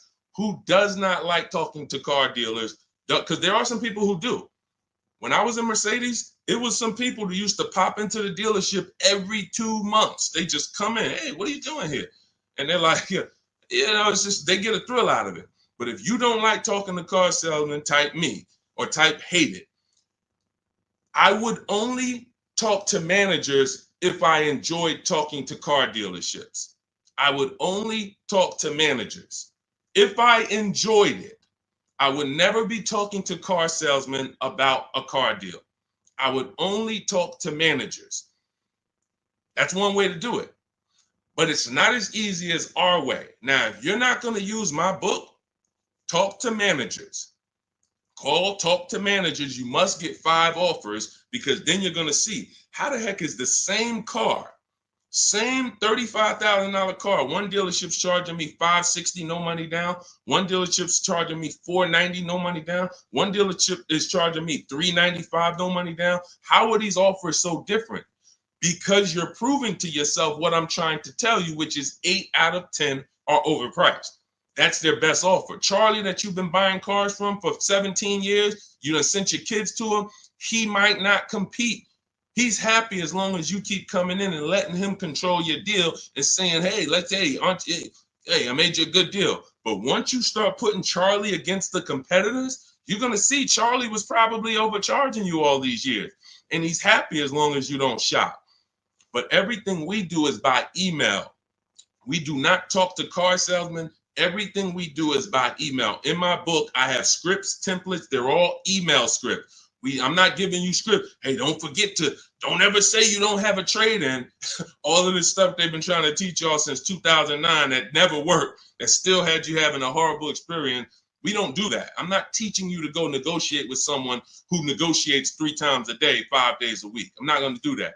But what I am going to do is teach you what to say by email to everything they're going to say to move the conversation forward with multiple dealerships at once so you can get 5 to 7 offers. That's why in my book, step 5 is called the 25 to 5, where we connect with 25 dealers online. We do it in 20 minutes, and you use my email scripts to move the conversation forward to get 5 to 7 offers. Once you get 5 to 7 offers, you're going to see the best one. You make your deal in literally minutes. This will take you 90 minutes. This is so simple to do. That old way you'll never go back to. That's the system for buying new cars and leases. Shopping for used cars is different. We still don't talk to salesmen, but it's a different system because we use the marketplaces. But that's your problem with shopping for a lease right now, C. Robertson. You are in the wrong places, talking to the wrong people, trying to beg for discounts when you need to step out of that and start making dealers bid. That's all in my new digital book, Cars from Home, 7 Steps to Saving Time, Money, and Avoiding Dealerships. It's the whole blueprint, step by step. You can't mess it up. We got grandmothers, single mothers, introverts. Doesn't matter. You cannot mess it up. So get your copy for 75% off in my TikTok bio, my Instagram bio, the YouTube comment section, or the Facebook comment section. Only for 30 minutes. Use it. You'll never have these problems again. Go ahead, Dolan. Next question. Great question. Let's go. Negative equity. Can I still get a good trade? Not necessarily. This person has negative equity and they're asking, can I still get a trade in value? I told you the first thing you want to do with negative equity is make sure you're getting the most money for your car. That's super important because if you could have gotten 18 for your car, but you're looking at 16 and you're saying, okay, based on 16, I have $4,000 of negative equity. Well, if you got 18, you'd have 2,000 of negative equity.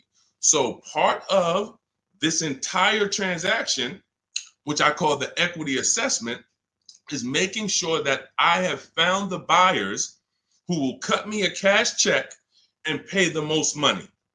I do not go into dealerships and have them look at me and say, yeah, well, based on what we could pay, you got about 8,000 negative equity.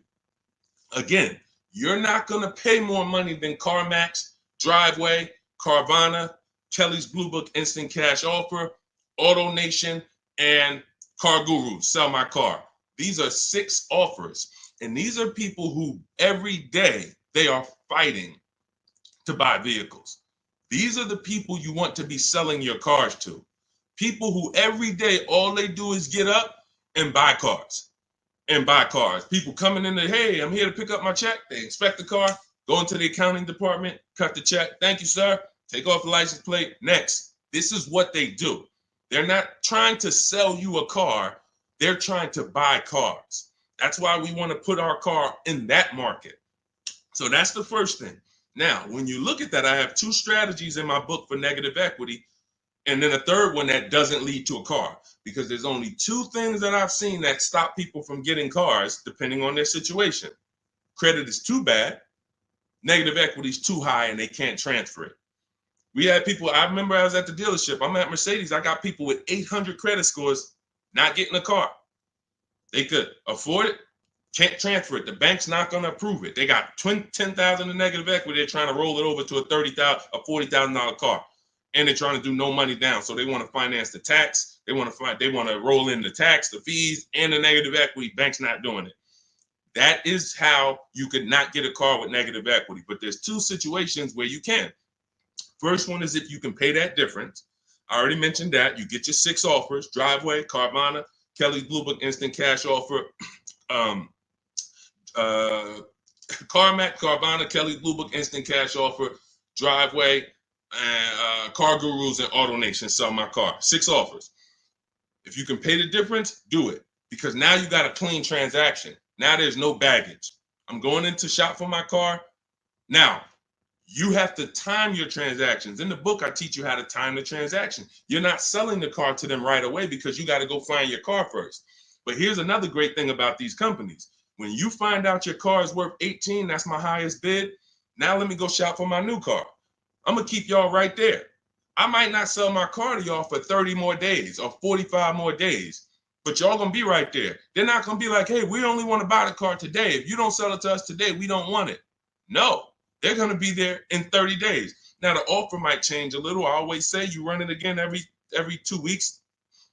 See if it's changed. You know, car values do drop, but usually by a small amount. But the point is, once you know what your highest offer is, now let me start getting bids for my new car or my lease, or let me start looking at the market for my used car to find my below market used car. Once I find that car, once I find the 20% dealership, remember that if you're locked in on that 80% are overpriced and 20% are the best prices, type 20 in the comments. For the people who understand, oh, Deshone, I keep hearing you say 80% are overpriced. So that means I should be focused on finding the 20, right? Yes, type 20 into the chat. So I know you are locked in on understanding this. So now you're looking for this 20% dealer who's going to sell the used cars at the best prices, who's going to give you the best prices on the leases. I'm not seeing enough 20s come in the chat. Come on, y'all, lock in. Don't be distracted. It's too many things. Don't be reading other people's comments. We got some weirdos that come in every day. They talking about stuff that's unrelated because they're trying to distract you. You need to focus so that you can keep the most money in your bank account. Serious financial conversation we having right now. So now you're shopping for your 20% dealer. Now, perfect. I found my below market used car. I found my below market offer on my lease. Now, as soon as I find that, I'm asking the used car manager there that I'm about to make the deal with, can you look at my car? Can you tell me what my car is worth? Now, we do this online because a dealership, no used car manager worth their weight or worth their title can't put a number on a car without seeing it. They do it all day long. Sit there, look at the auction, put numbers on cars. So we can literally say, hey, can I send you all the information about my car? Can you give me an idea of what you could pay for it? Once we send them the year, make, model, send them pictures, they might say, okay, look, I'll give you about 17 for it. I need to see it. They're always going to say, I need to see it 100%. But you're about to go over the finish line with them. So now what they can pay for the car is what they can pay. You can't look at what CarMax was giving. You can't look at what you were getting through AutoNation, the car buy. You can't do that because, again, this is a dealership who's beat all their competition to sell you a car. That means they're selling you the car at the lowest price. The chances of them being able to beat all the competitors who wanted to buy your car is very, very slim. Very slim, almost impossible. But every now and then you will run into a deal like this. And this just happened with Melissa. Where's Melissa? Melissa, she gets her 2025 Honda Pilot. She didn't want to buy anymore because I told her about the 8-year rule. She found out she wasn't keeping her cars 8 years. She should be shopping for leases. She was spending so much money buying these cars, replacing them every 3 to 5 years, and she was losing on resale and depreciation. So once she learned about the 8-year rule, this is step 1 in my book, she said, Deshone, I'm not buying anymore. I'm going to be leasing. So she shops for her below market lease. She ends up getting a cash check. She gets her highest offer from Carvana for her old 2018. It left her with $12,000 of equity. Now, once she made her deal on the Honda, she asked the used car manager to look at the Kia. He matched the Carvana offer and gave her $12,000. That does happen sometimes. Every now and then, you're buying from a dealer and they can look at that used car and say, you know what, that car is valuable to me. And they will be able to match the offer that you got from the online buyers. But it doesn't happen in most cases. So you usually, but you don't want to get rich. You know, if I knew that I was getting 19 over here and they tried to offer me 14, that's when I'm going to be like, hold on, I might have to go and look at my other offer or my next best offer because it sounds like you're a little too low. But this is what you are. When you're at the mercy of trading, this is what you do. You can look at the market value of what you get and you're like, I know you're giving me nowhere near that. That's why I need y'all not to be trading cars. Get out of negative equity, stay out of negative equity, understand the cause for negative equity. You should be leasing cars, not buying them. The reason you have negative equity is because you buy cars, take out 5-6 year loans, 7, God forbid longer than 6. You're not paying them off. You're replacing the cars before the loans are paid. And this is continuing to keep you in a cycle of burying yourself in negative equity when you could be paying hundreds of dollars less, leasing cars, getting the mileage you need because you pick the mileage on a lease, driving new cars, always under warranty, and paying a whole lot less hassle-free if you just understand leasing. So feel free to ask questions about leases, and we'll go into detail about that. But that's the answer to your question. Everything we're teaching is in my new digital book, Cars from Home, 7 Steps to Saving Time, Money, and Avoiding Dealerships. You can Google it. You want to jump off and go Google that book. It's 5-star rated. Thank you to everybody who's reviewed it, rated it on Goodreads. Part of our welcome offer, you get your copy for 75% off. You won't pay the normal $97 price. It'll be in your inbox in 5 minutes. You'll have everything I teach for below market deals on leases, purchases, new cars, used car, high mileage drivers, understanding leasing, everything in minutes. In my TikTok bio for 30 minutes, Instagram bio, the YouTube comment section, or the Facebook comment section. Get there before 30 minutes is up, because after that, the price goes back up to $97. That's our welcome offer. Go ahead, Dolan. Next question. Shout out to the sharers and shout out to the people running the likes up on TikTok. Y'all know it's a couple people on here that know. I can see the likes just going up. Y'all keep tapping the screen and y'all see those likes run up. We appreciate you. I can't share this. We can't get this message out without you. The people who take the time to share. I see you. Hello from Jennifer. She said just shared the live. Everyone who shares these broadcasts, who tags their friends, we appreciate you. Y'all are the real ones. All right, let's go. Steve Chase. The 5.3, 6.0, 6.2 GM motors with variable valve timing are throwing lifters like crazy. Beware. Okay, well, listen, that's what we would check in our reliability and our longevity checks. See, so he's talking about the engines on these vehicles and the variable valve timing engines. Listen, there are cars that are new cars that have serious problems, especially when you consider what happened in 2020 to 2023, when we had a limited inventory supply, but we had people trying to build cars to get them out to satisfy demand. So you had a lot of cars being built on the fly. But here's the thing. Step 4 of my process, which is shopping, not buying, we're doing a longevity check, a reliability check, and an initial quality check. Any vehicle you're doing, if you're leasing or buying a new car, you need to understand these 3 terms. Initial quality is, what is the data saying about the car the first 3 months? What are the owners saying? Is the technology clunky? Is it hard to use? That's initial quality. First 90 days that the vehicle has been in existence, what is the data saying? Reliability is the first 3 months. What are owners saying the first 3 months about this vehicle? What is the data showing? Not your neighbor. Your neighbor is not the data. Hey, I love this car, Steve. Okay, there's 10,000, 50,000 other people that have this car, and maybe 10% of them don't love this car because there's an issue going. You might have got a good one, they didn't. We need to know what the data says. So reliability is the first 3 years. Longevity is the long term. What are the reports saying about the engines, the transmissions? So how do we check this? It takes us 5 to 8 minutes. You type in the year, the specific year, make, and model of the vehicle you're looking at. You do not type in Kia Sorento reliability. No. 2019 might have been trash, but they saw the data and they fixed it in 2020 is great.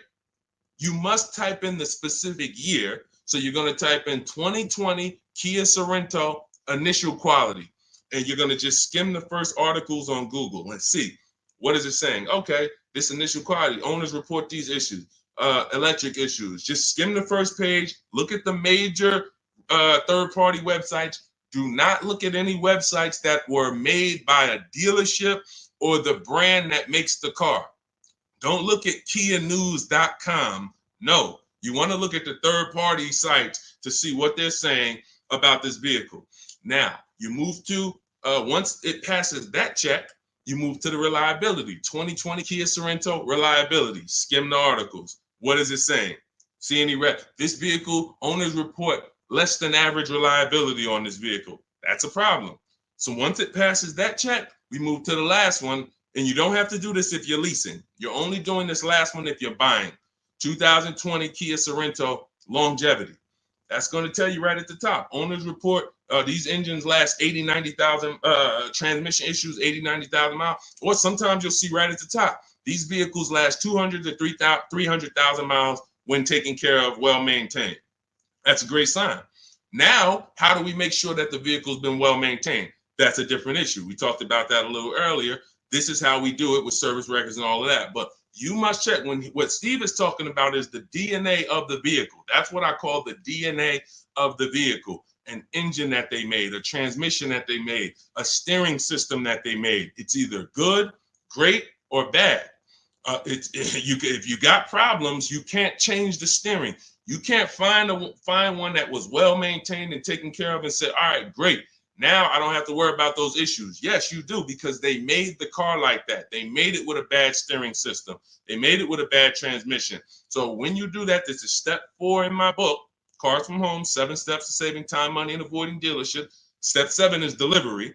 But step 1, most important question, leasing versus buying. We go into that. Step 2 is the equity assessment to make sure we get more for our vehicle, for our old replacement car. And that includes leases. Some of you didn't know you could sell leases. We've been doing it for 3-4 years, teaching people how to do it. That's in the equity assessment step. Step 3, we structure our deal. Step 4 is called shopping, not buying. Step 5 is multiple offers and multiple options. We're in the market. Step 6 is paperwork and protection. Step 7 is delivery. So step 4 is where we make sure we're not getting bad cars with bad engines, Steve. So the warnings is not there. If people are going to do what I just said, they're not going to be a victim of what you just said. If they're not, yeah, they'll end up with a car that's in the shop every 6 months. And that was an easily avoidable problem. So you can get your copy of my digital book in my TikTok bio, my Instagram bio, Facebook comments, or the YouTube comments for 30 minutes only. You get 75% off as part of our welcome offer. Go download your book. It'll be in your inbox. Make sure as soon as you get your book, you screenshot the thank you page. Right on the thank you page, it says click below to open your book. And I'm sending you another copy by email. But every now and then you type your email in wrong. You don't, and we can't send an email to a wrong email. So make sure you screenshot, get my support team's email. Just in case you type your email wrong, we can make sure you get your book. All right. Great concern, Steve. That's how we address it. Yeah, Dolan, pull the next question in. All right, great questions today. I'm loving these questions. What's going on, Duchess of Kings? I probably butchered that. Forgive me. Should I sell Hyundai Sonata that is highly stolen vehicle? I'm not understanding that question. Should you sell the Hyundai Sonata, which is a highly stolen vehicle? You're gonna have to, try to clarify that question. Now, Dolan, there was a question on TikTok I mentioned earlier about somebody who said they bought a car during the pandemic, a $10,000 upsell. It's from Hey, it's Elmo. Okay, perfect. Hey, it's Elmo says, I bought a car during the pandemic, $10,000 upsell. This is the sad part about what happened during the pandemic. They made you think that everyone was selling cars at those prices. And that's where I birthed the system that I teach about making dealers bid so that you can see that 80% of the dealers, even back then, were overpriced.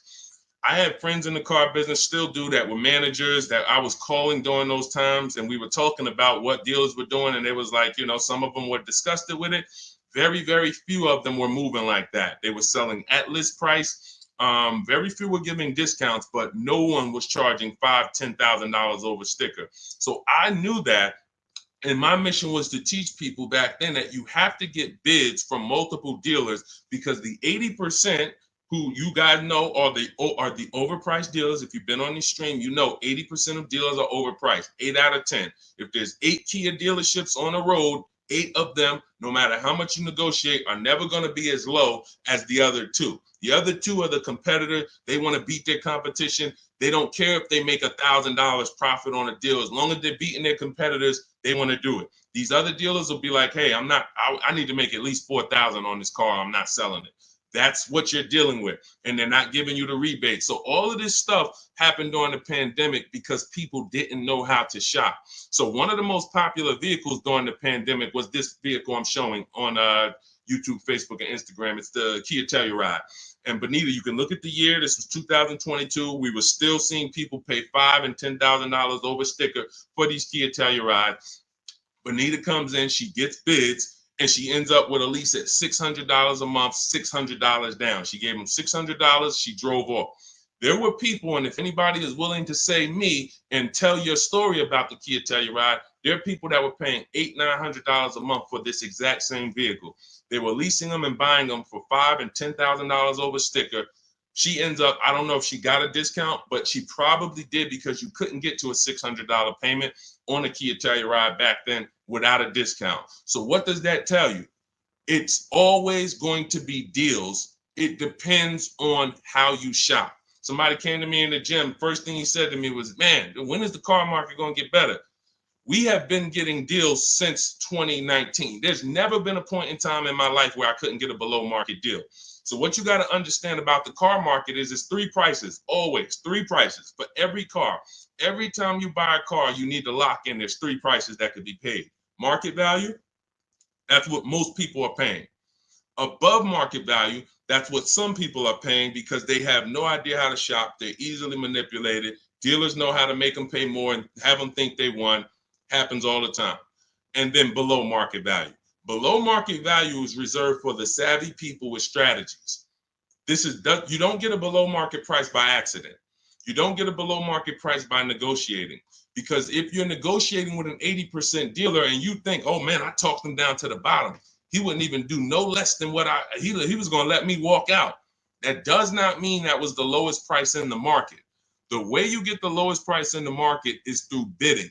It's through getting 5 offers from 5 separate dealers to get your prices. Look at somebody like Teddy. Teddy gets a BMW because people say, well, does this work for exotic cars or luxury cars? This works for every car because the bidding system works for everything. Amazon, that's how we buy everything in life. If you really think about it, bidding is how we buy everything in life except cars. Think about that. Everything in life we do, when we're buying cars, when we're buying TVs, when we're buying, just anything. Most of the websites we're on, it's teaching us a bidding system. We're looking at so many options, so many offers, and then we choose the best one. When it comes to this, Teddy's highest offer on his $73,000 BMW, you can see the price here. His highest offer was $1,123 a month. He ends up getting it for $856 a month. $856 to $1,123. 80% of dealers, look, his local dealer, read the comment in the middle. My local dealer, the one that's closest, the one he's probably been, every time he wanted to see the car, he walked in, see them. Oh, hey, Teddy, when you're ready, man, we're going to take care of you. His local dealer comes back at $937. So he's sitting at home. And look, he said, thank you, Deshone, for the wisdom and advice. This program works. I even got them they covered his last 2 lease payments. He had to drive an hour and a half to pick it up. That's when you know you did it right. When you got to drive an hour and a half to save $5,000, that's when you know you did it right. Because a lot of times those dealers who are far from you, when they see a zip code come in on their website, man, this person is nowhere near us. They look at it as an opportunity to take a deal from their competition. And they love doing that. They love being able to say, all right, I would rather have our license plate frame in their city so that they know we got that deal. But the ones closest to you, sometimes they feel like they own you. Come on, Mo, you know, how many cars have I sold you? Remember, your father used to buy cars from me. They don't want you to shop. So when you understand that you are going to overpay by not shopping, it's a guarantee because that is how the car business makes their billions. I always say that's how the banks make their billion. We didn't get into the banks yet. We didn't get into making banks bid. The banks make their billions the same way. They don't want you shopping other banks. They want you locked in. Here, get a pre-approval. Lock you in. You got 30 days to find a car. Then you got to come back and get another pre-approval. Everyone wants to lock you in. They don't want you using the internet to get better deals, sitting at home, making all these banks bid, all these companies bid. And that's the reason why you can pay $10,000 upsell and think that was the best deal you could have gotten. I remember when the Bronco came out, the new Bronco came out right about that time, and everyone wanted the Bronco. There was $10,000 over sticker and more. G-Wagon, same thing, $25,000, $50,000 over sticker. If you knew how to shop, you could find a dealer that wasn't paying, that wasn't charging that. Which means if you found a dealer, if you were about to sign a deal for $15,000 over sticker, $15,000, because you're thinking, oh, they're telling me this is it. It's no cars out here. And then you find a way through strategy, through shopping, and you find a deal at sticker, you just saved you just avoided a $15,000 mistake. Because if it was the only way, then it's not a mistake. If everyone paid those prices, it wasn't a mistake. This was just what everyone was paying. I needed a car, I had to pay it. But when you find a car that didn't have the markup and you get it, you understand. So let this be a lesson. I'm the bad news first person. I can't change that. Some of you, you know that. You've been on with me long enough, you've been following me, or you've been on the stream. I always admit that. I'm the bad news first person. Most times you come into my stream, it's not going to be good news. You're going to hear about mistakes you make. I used to do a class where I just broke down 23 mistakes I see most people making that's costing them thousands. But I don't leave you there. I give you the new way. If I left you there, then it would be like, dang, this is terrible. No, I gotta tell you the mistakes and how much it's cost you not knowing how to shop, how much dealers have made on you to get you to say, oh, let me do something different so that they don't keep making this money on me that I didn't have to give them. So all of this, the bidding strategies, everything I teach is in my new digital book, Cars from Home, 7 Steps to Saving Time, Money, and Avoiding Dealerships. It's 5-star rated. You can Google it. You'll never have to worry about upsell. I don't have one person that I know that have reported a deal to me. And, I can share these people all day long. You guys know all I do is share people. Eddie, Kimberly, Charles, Sean, huge discount, $20,000 discount. Kimberly, $20,000 discount on her Maserati. Charles, ridiculous deal on her Palisade. Pierre, on his pre-owned Mazda, he gets 20% off the original MSRP on his pre-owned. It was only 1 year old at the time. Zafrina gets a 0.88% lease, $579, $66,000 vehicle. Tiffany, use my book, $44,000 Mazda, ends up getting $6,500 discount from home. All of these people are making these deals from home. Teddy, we already talked about. Look, Jared, use the scripts. Lowest offer $565 a month to $520 a month. 2024 Volkswagen, no money down. No one who has learned from me has ever paid over sticker. We don't really even accept sticker price. We find the dealers who want to beat their competition, and in most cases, dealers are going to, let me show you the biggest discount I've ever seen. I've never even gotten, and now this is a specific car. Every car is different. The bottom market value of every car is different. But Milligan, she got the biggest discount I've ever seen on any car. Hold on. Milligan, a couple days ago, she got a Mercedes. She got a 2024 Mercedes EQE. It was a $79,000 vehicle. You can see it if you zoom in.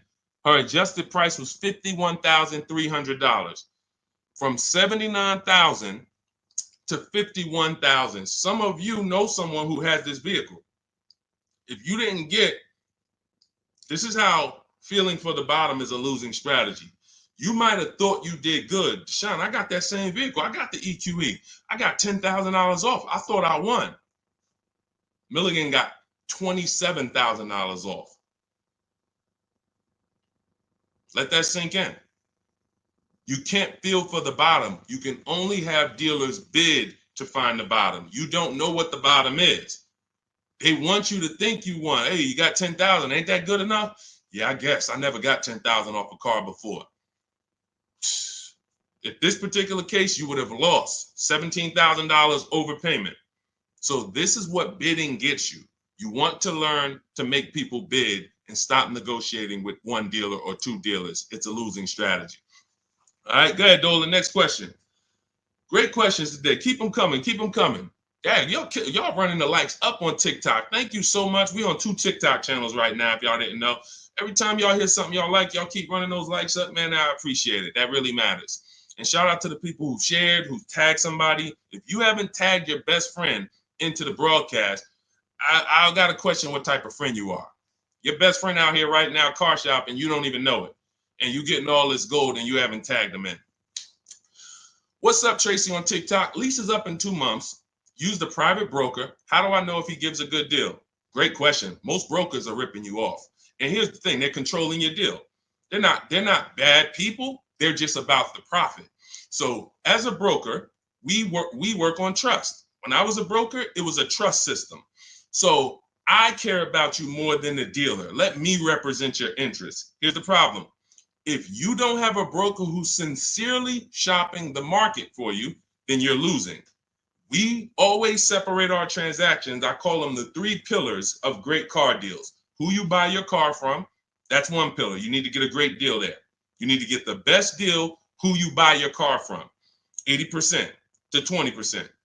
Who I sell my car to, that's another transaction. And that includes an old lease. We haven't talked about selling leases yet. No one's asked. But we sell leases.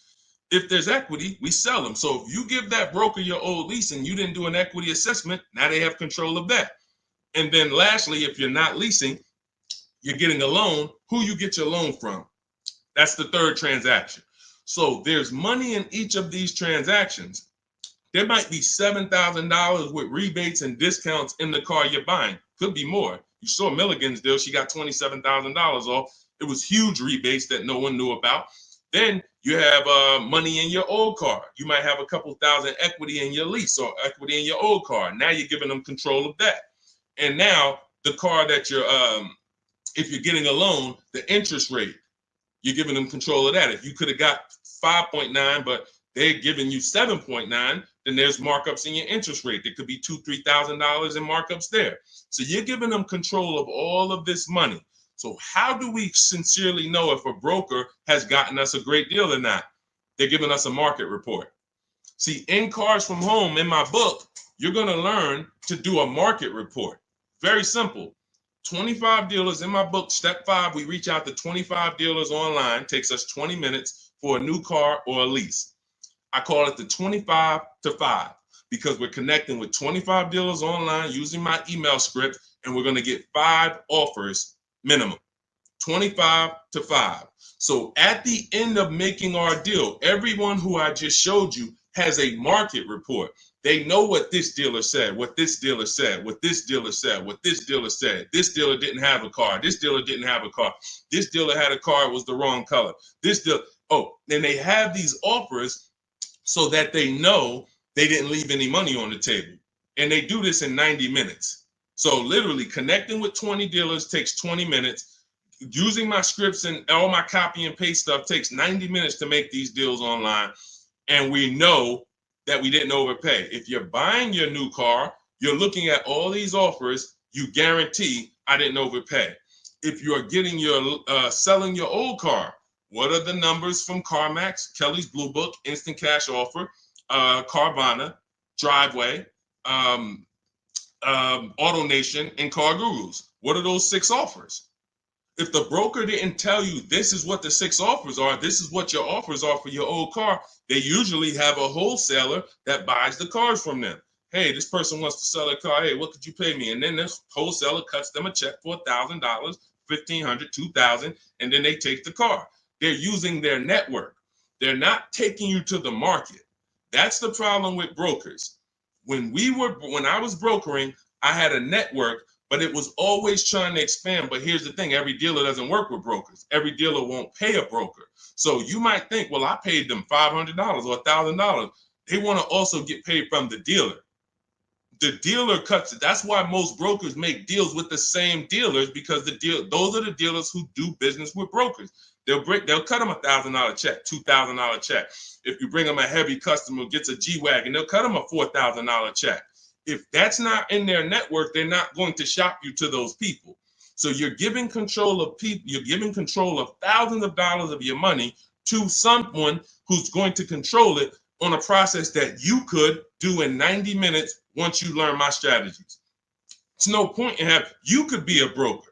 Anybody who uses my strategies could literally go to people in their town and say, hey, man, I'm a master at this. Pay me $500, I'll shop for you. This is how I would broker. I would be getting reports. If I was shopping for a used car, using my strategies in my book, the multiple marketplace strategy, you're able to see the low side of the market. I teach you how to assess what are the low side, what's the high side. I teach you how to narrow it down to your top 3 to 5 choices. I teach you how to get the new car price so you know what the real discount is and what the real equipment is. You could give that to a customer. They'll be like, no one's ever done this for me. That was worth every bit of the $500 I paid you, $700 I paid you. But if a broker is not doing that and giving you a transparent spreadsheet of offers, then they just controlled your deal, sold it to their network, and collected the biggest check for you, for themselves. That's how it works. So get your copy of Cars from Home, my new digital book, 7 steps to saving time, money, and avoiding dealerships. Part of our welcome offer. You get it for 75% off. It'll be in your inbox in literally minutes. You can go to my TikTok bio, my Instagram bio, click the website, or my Facebook comments, or my YouTube comments. Click the website to activate your 75% off.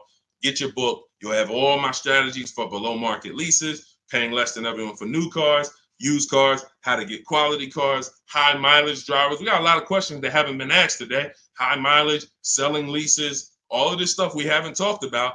That's all in there step by step to make sure you pay less than everyone else and you do it from home without having to negotiate or beg or have down payments or any of the stuff that they want you to think you need. But after you get your book, make sure you screenshot the thank you page because it has my support email on there as my team. In case you type your email wrong, we'll make sure you get your book. We can't send the book to a wrong email. Also, as soon as you get your book, you'll see a link below. It says click below to open your book because you might want to just open it and save it right there to your computer and then come back to the stream. But go get your book. It's part of our welcome offer, but it's only for 30 minutes. Once the 30-minute timer is up, price of the book goes back up to $97. And some of you knowing what you know, knowing what we've covered in this stream so far, you understand the book is worth every bit of $97. It's worth more than that. That's a book that I could actually sell for $297. And the people who get it would be like, this book was worth every bit of the $297. So even if you miss the 30-minute timer and it's $97, it's worth every penny. But you need to get your book if you don't want to bother remembering this or whatever. It's my whole blueprint. And Google it. Google it if you want to hear from your peers about how great the book is. Thank you to everyone who's reviewed it, everyone who rated it. It really matters. All right. Goody from TikTok. Does your book explain how to find out if dealership has rebates? So a dealership doesn't have rebates. The manufacturer has rebates. See, they make you think we have a military deal. We have rebates. No, it goes to the region because the manufacturer has to keep the dealerships competitive. So he can't give one Jeep dealer $2,000 rebate without giving it to the other Jeep dealers. It doesn't come from the dealership. It comes from the manufacturer. This is a clue for you to understand that one dealer can't do something another dealer can't do. If one dealer who earned your business, when you use this bidding system and you start getting at least 5 offers for cars, beats everyone else, you'll see, wow, they're taking off $10,000. These other dealers wouldn't take off no more than $5,000. What, did they have better programs? No, they didn't. They just were comfortable selling and competing against their competitors to beat them, and they gave you all the rebates and everything they had to make a deal with you. These other dealers wanted to make $5,000 on you, $7,000 on you. They weren't going to go below that. So when they said, hey, Goody, that's our best offer, they weren't lying. That's their best offer, but it wasn't their competitor's best offer. So the only way you are going to get the rebates is for you to understand you cannot ask for them and get the truth and know the truth. You have to get bids to reveal the truth. You could have a $5,000 rebate on a vehicle. Dealer might come to you as you walk in because you're negotiating and that's what they like. And then you say, hey, give me your best price. And they say, okay, well, I'll give you this. And by the way, we got a $2,000 rebate I threw in there for you. Oh, that's great. Now you think you're doing good. They just told me about a $2,000 rebate I didn't even know they had. You go to another dealer, they tell you it's a $3,000 rebate. But once you get bids and you're looking at 5 to 7 offers, you see, wow, it's actually a $5,000 rebate. You have to reveal that. We had a woman in California, Shonda, she was buying a Volvo XC60 or XC90 at the time. She's using our strategies. She's in Northern California. She got a Costco program rebate on our scripts in my book. I teach you how to put any affiliations you have. There's certain things you must have when you contact a dealer for a new car quote or a lease quote. They need to know your zip code, what you do for a living, what vehicles in your household. Many of you can't get quotes because you're just not giving the dealer what they need to actually give you a quote. So that's why I have the templates in there that you just fill in, send it to them. So on her deals, she sees that there's a rebate for Costco members. There's also some other rebates, but she found out that the best price she was getting was in Southern California. It was 3,000 or 4,000 less than all the dealers in Northern California. So I said, well, what are you going to do? She said, I just booked a plane ticket. It was $79. I said, that's exactly what I would have did. I'm flying to Southern California to save almost $4,000. Cost me $100 for a plane ticket, and I'll drive back up to Northern California in my new vehicle. See, you must reveal the rebates. Dealers will tell you there's 5,000, there's 8,000, but if you're dealing with an 80% dealer, and all of you who've been on the stream, you know the 80% of dealers are overpriced. We've already talked about the 80 and 20. Out of 10 Volvo dealerships, 8 of them are going to be overpriced. No matter how much you negotiate, you can't win. You're never going to get a below market price from the 80%. But the 20% are going to reveal what the true rebates are. They're going to reveal what they have to work with. They're going to, if they have $5,000 of negotiating room and they're trying to beat their competition, they're going to give you like $4,000 of that plus the rebates. They don't care if they're only making $1,000 on the deal because they want to sell the car and beat their competition. The other dealers, the 80%, they're not there. We're not making less than $5,000. We're not doing the deal. And that's it. We'll sell it to somebody else. We'll sell it to somebody else who doesn't know how to shop. We'll sell it to someone else who walks in and tries to negotiate with us. We'll sell it to somebody else who doesn't make us compete against competitors. We're not going that low to earn your business, Mr. Goody. So that's okay. That's why we sit at home. We talk, we communicate with not just them, but with all of their competitors. That's why the strategy in step 5 is called the 25 to 5. You're going to be connecting with 25 dealers in 20 minutes using my email scripts to get 5 to 7 offers. And next thing you know, you found the highest offer, the best offer, and it might be an hour and a half away. Look at Sean's deal where he saved $20,000 on his F-150 Lightning. Some of you may know someone who has this vehicle. Didn't save 20 grand off of it. Look, he said $73,000 F-150 Lightning. He ends up getting $49.90 discount plus $15,500 in rebates. Now, I go to him and I said, look, because some of you would have been like, wow, that sounds like a good deal. We need to go and take that deal. But here's what I had to ask him. I had to ask him, if you don't know, if you haven't seen the other offers, we don't know for sure this is the best deal. We don't know for sure this is the best deal because what if you could have been Milligan and you could have got $27,000 off? Type dollar signs if you want all the money off. Type all the money if you want all the money. If you would be mad saving 20,000 because you could have saved 27, if that extra 7,000 would make you mad, would bother you, you didn't get that, type all the money. Type dollar signs if you like Deshone. Yeah, I don't care if I'm getting 20. If I could have got 27, I want the 27.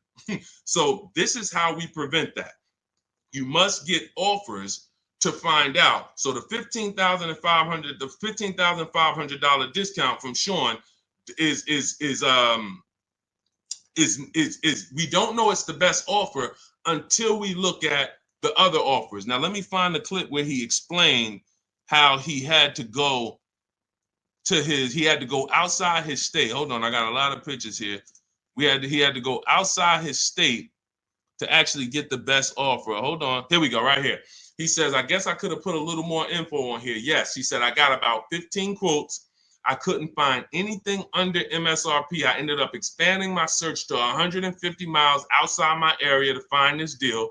I'm going to another state to pick this up, which is something I never would have thought before. And I can't see the rest because the comment's blocking it. So he was local minded like you. I'm just going to find the best deal locally.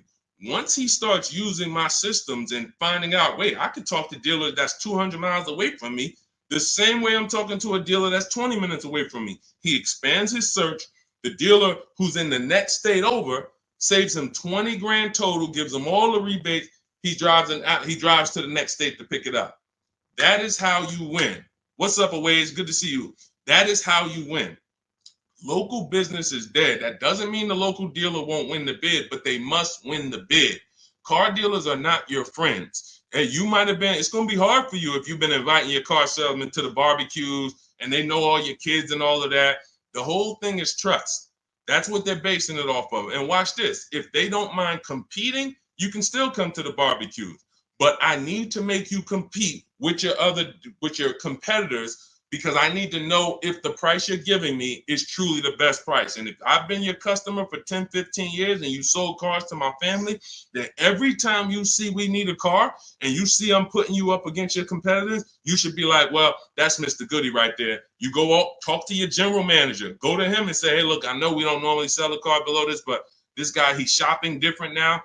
He used to just walk in and let us negotiate with him, and we make five grand on him, 4 grand, 3 grand, 8 grand. And now he's making us shop. I don't really want to lose this guy's business because they buy a lot of cars. Can we do something to beat all our competitors? Talk to your general manager and get it done. I go to his barbecues, he's invited me over. I know his kids. But if they get mad at you because they're like, wait, come on, what do you mean you put me through all of this now? Then you understand. You've been making money on me for years, and now you're pissed off because I'm making you compete. That's good. We needed to know that.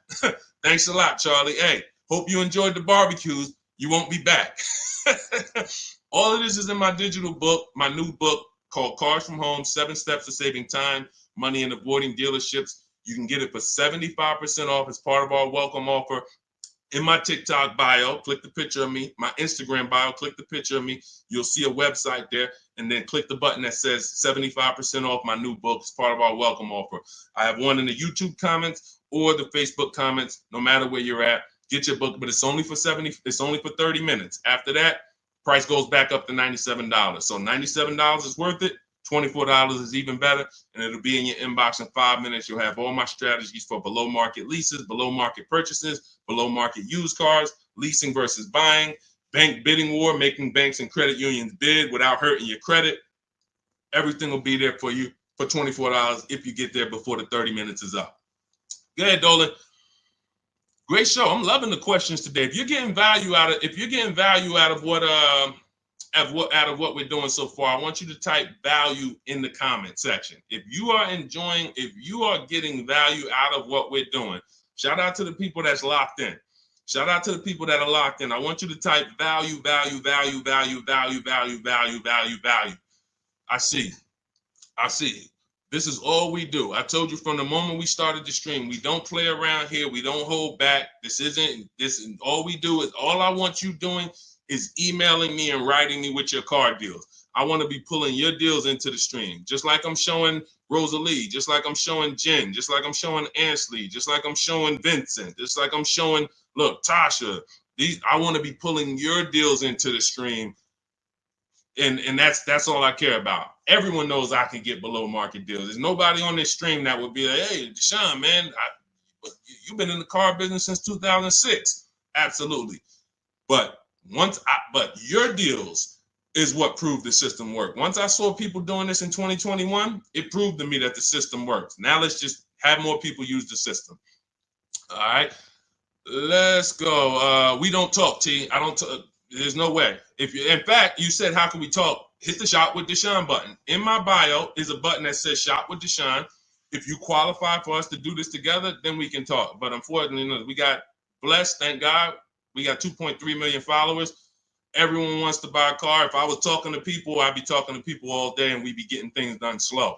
Like we're about hundreds of people working together. Like I'm not about 20 people. Like it's 60 million people that buy cars. So what we hold ourselves accountable is, are we helping hundreds of people every month get below market car deals? Are we getting information out there that's going to help hundreds of people do it?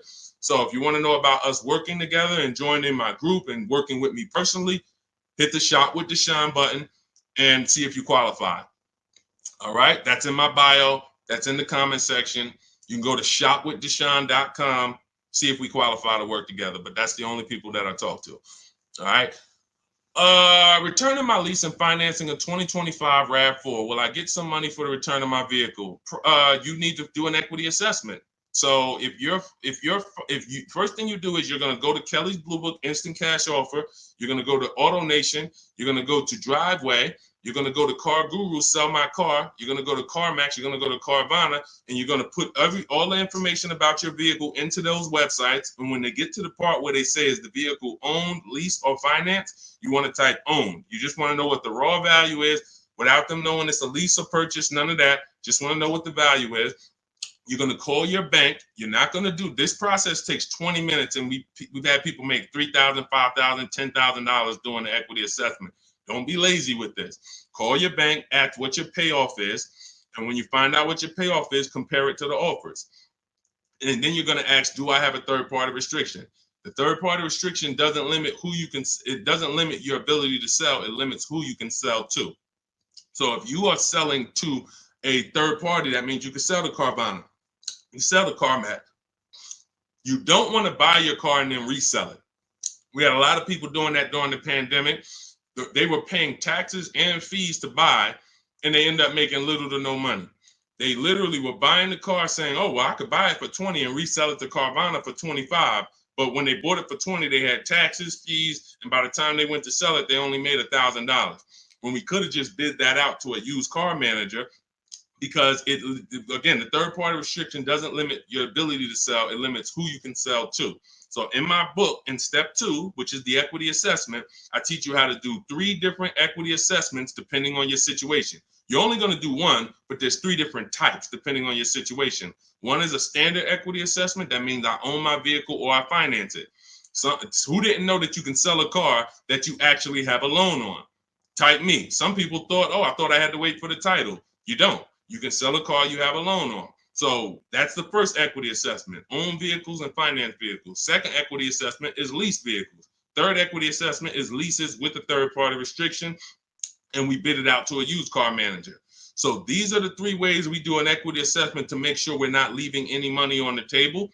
And that's it. We've had people make thousands and thousands of dollars. And during the pandemic, it was even more because cars were worth $7,000 to $10,000 more than they were. So we had people making, I sold my Jeep Grand Cherokee lease. I made $9,000. I sold my mother's Mazda CX-5 lease back then, and she made $10,200. So that's all throughout my pages. I've helped people. People be like, yo, I made $7,000 using your strategies to sell leases. Yo, so we had plenty of people then. Now, values are normal again, but you do still have people that are making $2,000 and $4,000 depending on the resale value of your cars. This happens, and some of you low mileage people, you're like, Deshone, I signed up for 45,000 miles, but I only put 20,000 miles on it. Oh, you're going to sell the car, you're going to make money. So we're going to do that's the equity assessment. But here's what I'm also concerned about: you're going from a lease to a finance. You're not keeping your car 8 years. You should not be financing. You're going to pay a lot more. To lease a RAV4 might be $400, $500.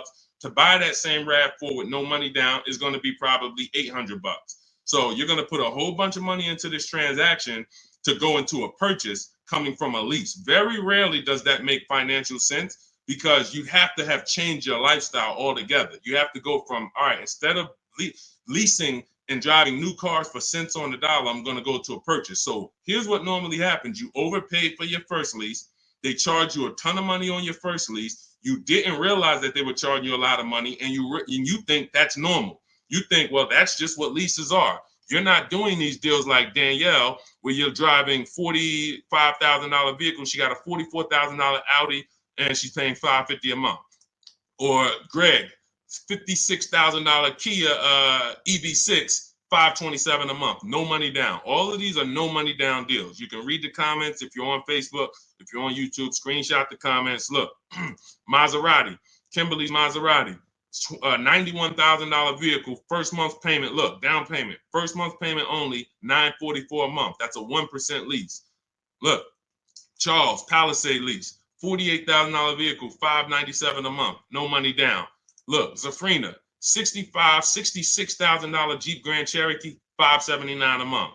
You're not doing leases like this. They overcharged you for your lease. You overpaid for it. And now you're like, well, I might as well buy the car. I've had people say that on comments. Well, leasing, it costs the same amount to buy. Well, you just overpaid for your leases and you think that that's normal.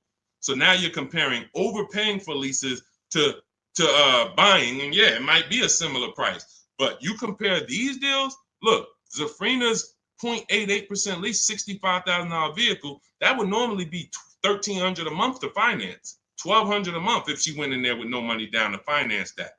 So I'm big, besides the actual returning of the lease and that equity assessment, I'm more concerned about why you're switching from a lease to a finance. And it's usually because you overpaid for your lease and now they talked you into just buying a car because you didn't see any value in overpaying, because there's something I call the 1.5% rule that I created, which shows you when you've overpaid for a lease. You take the MSRP of the car and you just multiply it by 0.015. Your payment cannot be any more than that with no money down at 12,000 miles per year.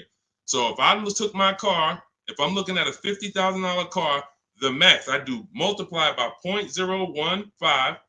The highest my payment should be with no money down is $750. With no money, and that's the highest. That doesn't mean that's a great deal. I just showed you 1% leases, 1.2% leases, 0.88% leases, but this is where it caps out at. This is where it doesn't make sense to lease the vehicle anymore. You're paying too much money for a vehicle you're giving back. If I multiplied that by 36, I'm paying $27,000 over 3 years for a $50,000 vehicle. There's no value in leasing that vehicle more than that. There's no value. I'd be better off buying it, but we don't do that. We just go pick another vehicle because that vehicle usually has a bad lease program. If you're shopping, if you just went into one dealer and you're dealing with an 80% dealer, then no, you probably just dealt with an 80% dealer.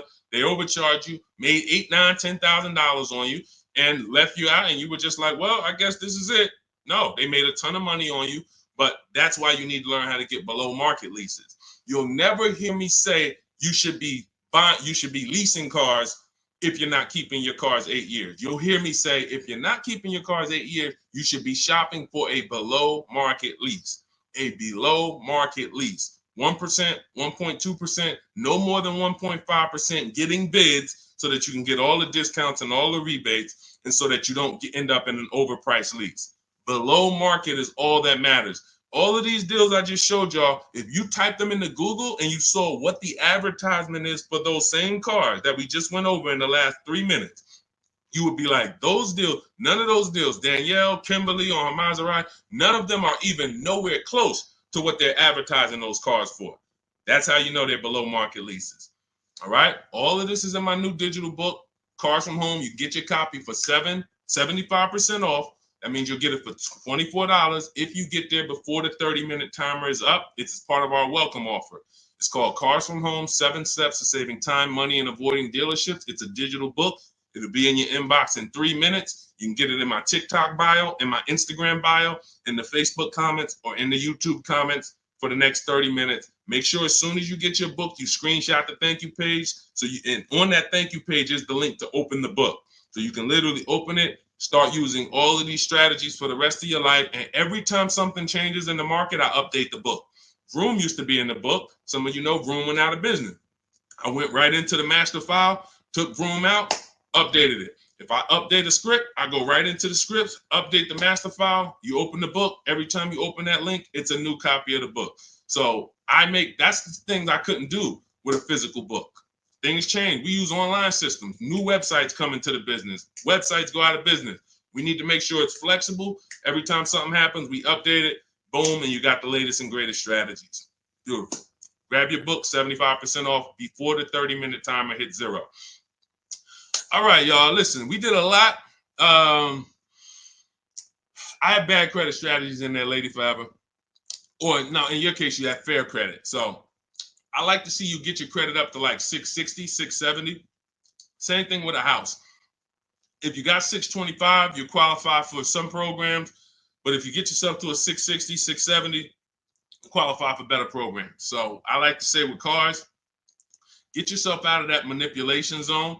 That manipulation zone is really the mid-6s. Most people could qualify for tier 1 on a lot of vehicles with a 670 score, 660. And it also depends on your profile. In my book, I teach you about profile. It's more important than score. You know, profile is part one. Your score is part of it, but also part of it is your income. Also part of it is comparable credit. Do you have any car loans that you've paid on time? If you've paid your car loan on time for the last 2 years, It's much easier to get approved for the next car, because a lot of banks will look at you and see, all right, I see you had some trouble with the credit card, but you've never missed a car payment. Those people, that weighs, that matters. So I talk about this in my book. But if you can get yourself up to a 660 score, 670, that puts you in a position to really qualify for a lot of major leases and tier one programs. So, all right, y'all, listen, this has been great. This has been great. We had a lot of great questions today. We'll be back for another stream. All of you who have the book, I want you to send me your deals. When you make your deals, email them to me so that I can bring them into the show.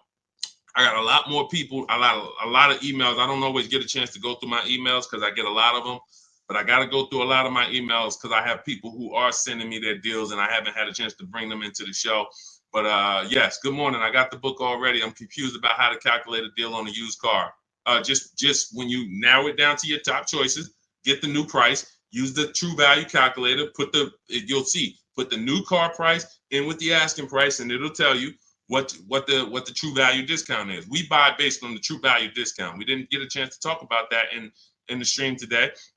Again, there's so much in the book. We could be here for 2.5 hours talking about different things, because me talking to you about leasing is different than what I'm talking to a person who's buying a used car about. That's different than a person who's buying a used car cash or buying a new car cash.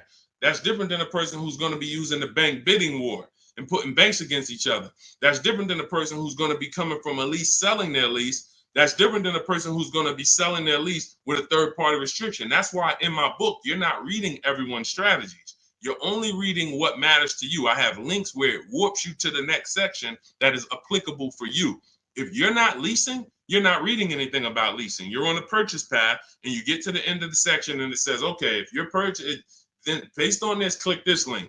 If you're doing this, if you have good credit score, click this link, it warps you here. If you have bad credit score, click this, it warps you here. So it's all about making sure you're on a path that is applicable to you, not following a bunch of advice that is for someone else or even a deal you might make later.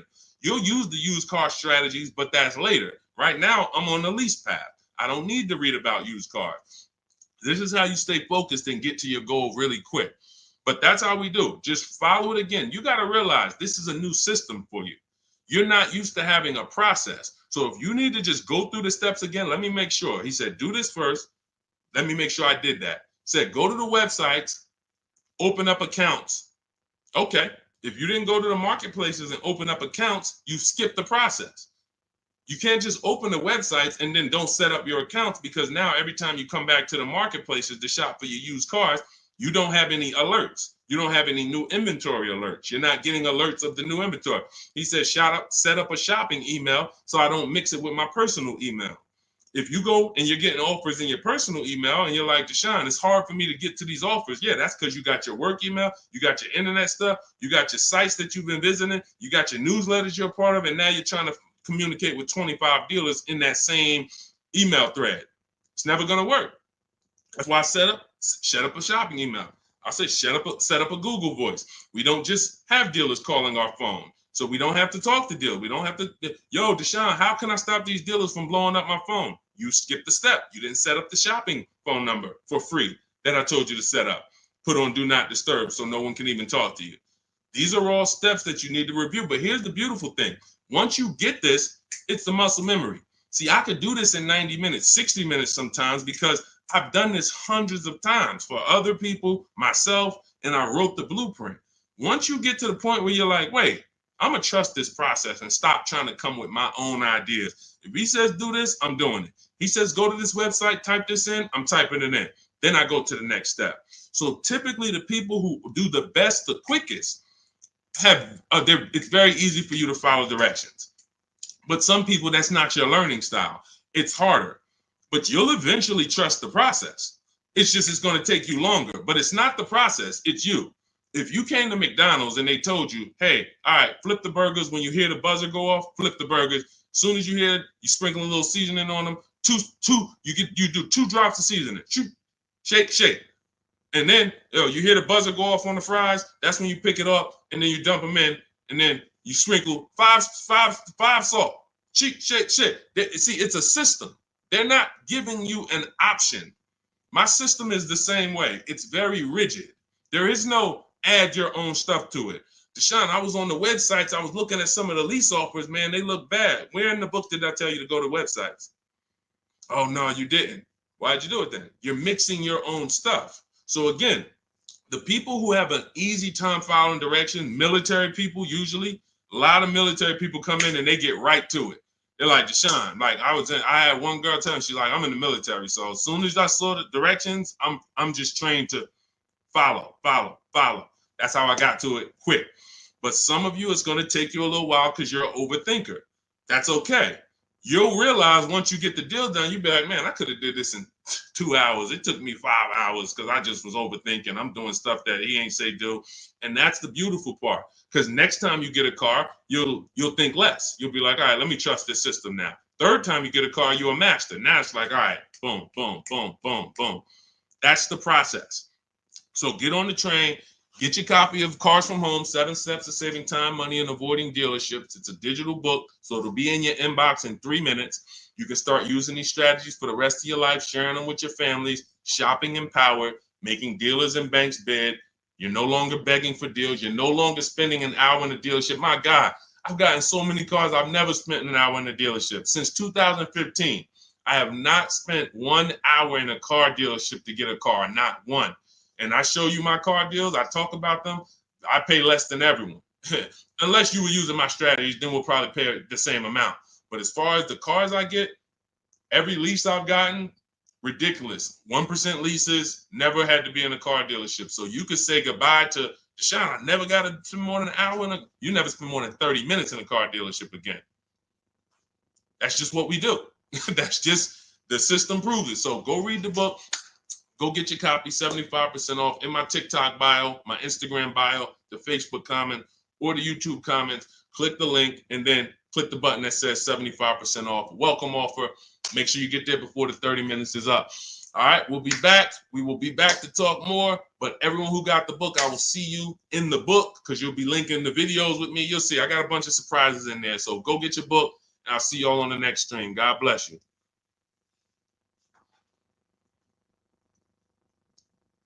Yeah, this was a good one today. Had fun today.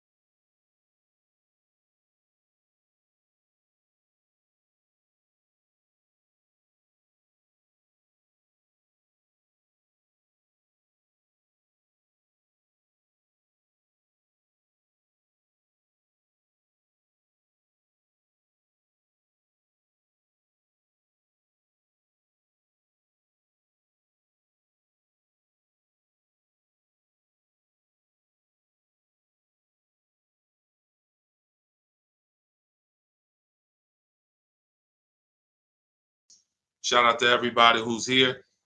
We're about to start our car shopping questions and answers live. We'll be answering as many questions about car shopping, leasing, buying, pre-owned cars as we can in about an hour.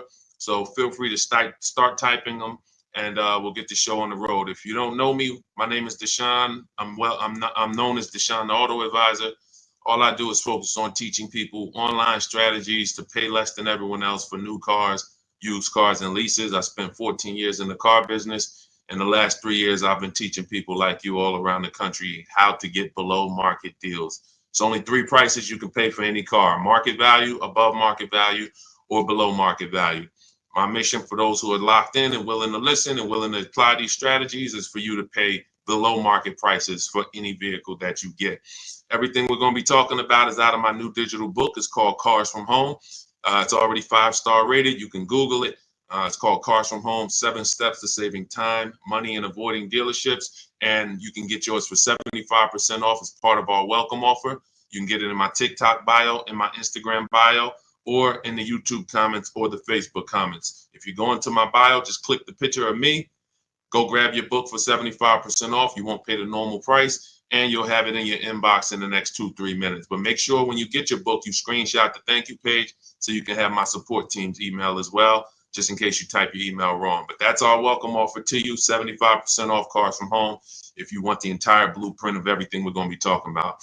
Okay, so with that said, now the housekeeping is done. You guys know that's only a 30-minute offer. So after 30 minutes, that welcome offer is gone. So if you like what you're hearing, definitely go and grab your copy of Cars from Home for 75% off in my bio or in the comment section.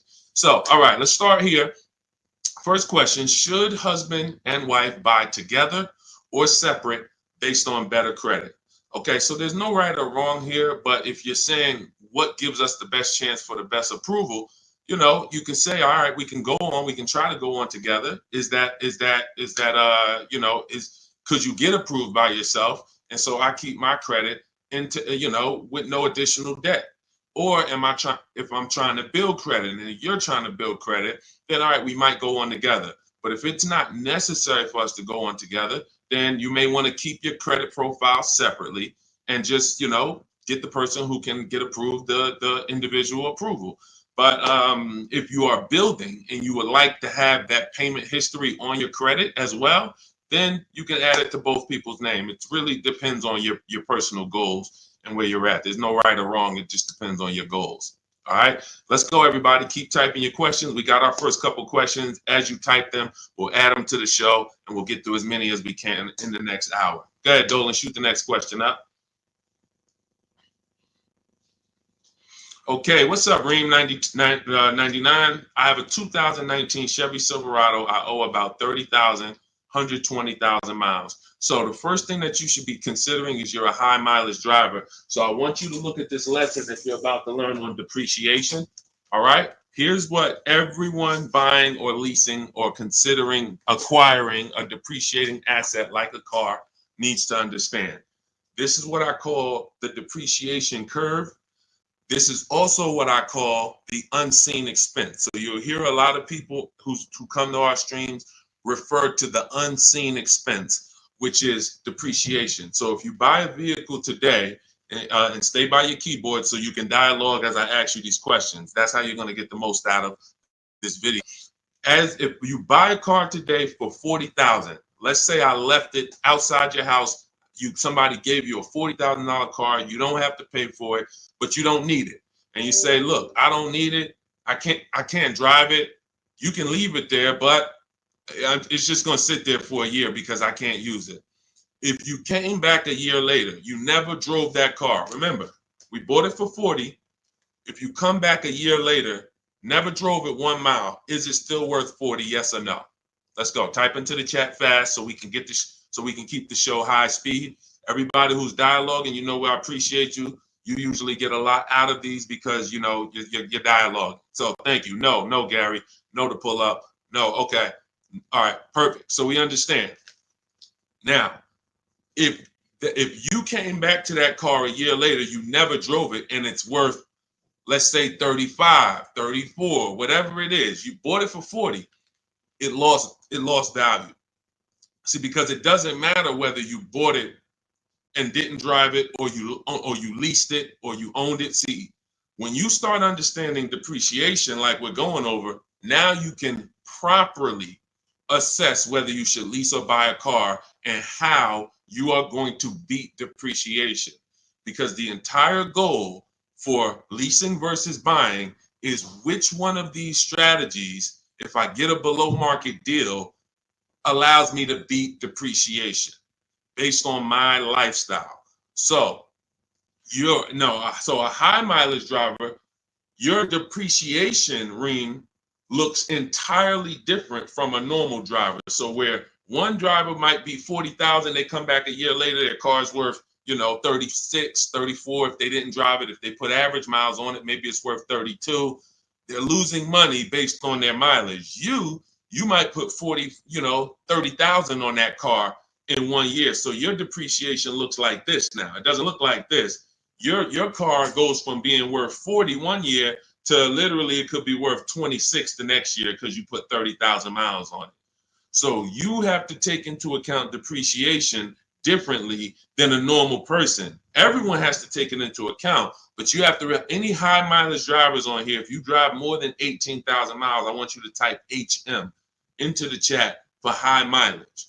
This is specifically how you need to be looking at depreciation so that you don't keep flipping out of cars and then coming back with huge amounts of negative equity because you're structuring your deals like you're not a high mileage driver and you're killing your values. High mileage drivers used to come into the dealership with, cars that were 5 years old, got 180,000 miles on them, and they still have big loans left. They still have loans that show they got a loan like a normal driver, 5-year loan, 6-year loan. This is what normal drivers can get based on their ownership. High mileage drivers, you cannot do that because all you're doing is pushing your losses to the back end. You might have a lower payment of $150 less, but what's going to happen is when you go to replace this car in 5 years, 6 years, if it still has a loan, now you're dealing with huge amounts of negative equity that you have to now roll over to your next vehicle or put 10, 15, 20 grand down so that you don't have that going to your next vehicle. So the smarter thing for you to do, Reem, is to figure out right up front, how many years are you keeping your next car? And if you're keeping your next car, like if you give you an example, let's go deeper. If you had kept this same Chevy Silverado for another 5 years, it wouldn't matter. Instead of it having 120,000 miles on it, you'd have probably 220,000 miles on it. The truck could go that long. If you got a good one, a quality one, then you should be able to put that money. You should be able to get that time out of that truck. But because you're a short-term owner, you're considering a short-term replacement. Now you have to take into account leasing. Does it make more sense for me to get a below market lease on these vehicles, pay less, build in my mileage so that I can avoid depreciation? Because if you're buying these vehicles and then you're destroying the value and you're replacing them in 5 years, you're not getting all of that money that you put in that car back out of it. You could have put much less money into it and still driven the truck. So the whole goal is getting out of this stuck in the middle and thinking 5 years, 6 years is a long time to have a vehicle. It's not. You're still in short term because you're still in the big depreciation phase. See, once you get to about 8 years, that depreciation is going to start looking like this. So your truck this year is going to be worth about the same next year. It's not depreciating like this anymore, losing thousands and thousands every year. That's where you want to get to if you're buying. If you're not keeping the vehicle that long, you should not be buying, because all you're doing is riding the depreciation slide all the way down, and then you go and get another vehicle, ride it down again. Get another vehicle, ride it down again. You're never getting to the point where you could benefit like a long-term owner and stop losing value every single time. And if you're not keeping your vehicles 8 years, my rule is you lease. You shop for a below-market lease. Now, we could go a little deeper on that. If somebody has a follow-up question, this is about business. I assume you're making money from that truck. So if you're making money from that truck, then you should be structuring your deal and your finances in a way that gets you the short-term wins and doesn't push the losses to the back like a negative equity. Like I said, you got a $400 payment, but every time you replace the vehicle, you got 15 grand negative equity. Smarter thing to do would be to have a shorter loan, higher payment slightly, but then when you go replace the car's paid off. Now, instead of having negative equity, you might have something that's worth 5 grand, 8 grand that you could use as an asset. So that's what it's about. All right. When it comes to these understanding this is all in my digital book. You have to understand depreciation is step one. Cue up the next question, Dolan. Depreciation is next step one. When you go into a car transaction, your first question is to decide how I'm going to beat depreciation, through a below market lease or through a below market purchase. But if you do a below market purchase, which means you pay less than everyone else paid, but you should have leased, then you paid too much. There's no one on here, myself included, who can get a below market purchase and then replace that car in 3, 4, 5 years and have it be less money than we would have spent on a below market lease. A purchase is always much more, even with a great deal, than a lease would be with a below market lease. So this is what we deal with up front. Leasing versus buying is the first step in my book, the most important question. That's the foundation of our deals. Nothing more important than that. All right, go ahead, Dolan.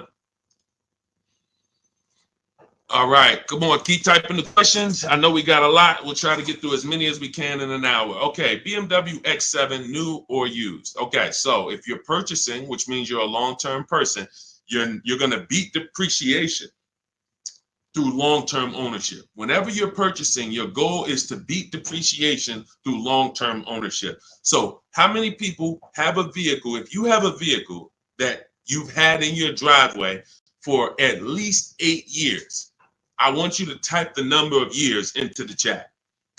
Type the number of years into the comments if you had a vehicle more than 8 years, 10 years, type it in, 11 years, 13 years, 8 years, only if it's more than 8. I want to show you how you should be looking at purchasing and what your goal should be. What your goal should be when you buy. Okay, so I see somebody TikTok 15 years. I see, okay, brother, I see 11 years. Okay, anyone who has a car, if you have a vehicle in your driveway right now that you have had, William Smith, 12 years. Okay, if you've had it more than 8 years, type the number of years into the chat so that you can understand what we're about to break down here. Because you're asking Chuck T, new or used. This is totally based on budget. But after you decide what your goal is, which is a long-term purchase. All right, 9 years. I see you, Liz. All right, so when you look at keeping a vehicle as long as the people who just shouted out how many years they've kept it, this is what their depreciation looks like now. Some of them like this. Somebody like brother who he's had his vehicle 11 years, his depreciation is like this. What does that mean? If his vehicle today is worth $7,000, a year from now, it'll probably be worth close to 7,000, maybe 68, 62, 7. He's losing a very small amount through depreciation. He's beat depreciation. So that's the benefit of all the money he put into the car, is he now has a vehicle that is no longer depreciated. He could drive it for 4 or 5 more years. My father had a GMC Envoy that he's had since 2013. We bought it pre-owned for him. He's had it since then, paid it off 5, 6 years ago, and he's had that vehicle. It's been worth about $5,000 for the last 2 years, and he's going to sell it for close to that. So that's when you beat depreciation. Now, when you are not buying to keep that long, you are on the depreciation sliding board, which means you're going to lose thousands of dollars in value. So as long as you have decided I'm going for long term, which I call the 8-year rule, at least 8 years, I'm going to keep this vehicle so I can beat the depreciation, pay it off, and then I'll consider replacing it or keeping it longer. But it's going to be at least 8, or I should be shopping for a below market lease so I don't tie up money in this vehicle this long. So now you've decided I'm a long-term person, I'm purchasing new or pre-owned, strictly based on budget. Can we afford both? If we can afford both, then I have in step 3 in my book, and step 4, which is shopping, not buying. This is when I'm helping you make this decision of new versus pre-owned. Which value system are you operating with? Some people, if they know they're only getting a replacement vehicle every 8 to 10 years, they're going to go and get a new one because they're like, listen, I only do this once a decade. I want to make sure I have the latest and greatest. I could afford it, no problem. Some people, they say, you know, even though I could afford the new one, I want to go pre-owned. Let me try to knock 20%, 30% off my investment so I have even less money invested in the car. One person wants the latest and greatest. One person wants more value with a discount off of it, and they don't need the absolute latest. So that's the balance between new versus used. Can I get everything I need and want in a new car for my budget? Can I afford to get everything I need and want in a new car, BMW X7, for my budget? If yes, then you can go new. If your value say, listen, I could afford it, but I want to knock 30% off, 20% off, 20, whatever it is, whatever the below market used car deal would be for that vehicle, then they go that route. There's no right or wrong there. But if you can't afford to get everything you need and want in a new one, then your only option is to go pre-owned. But it's all based on the 8-year rule first. You should be buying to beat depreciation to keep at least 8 years.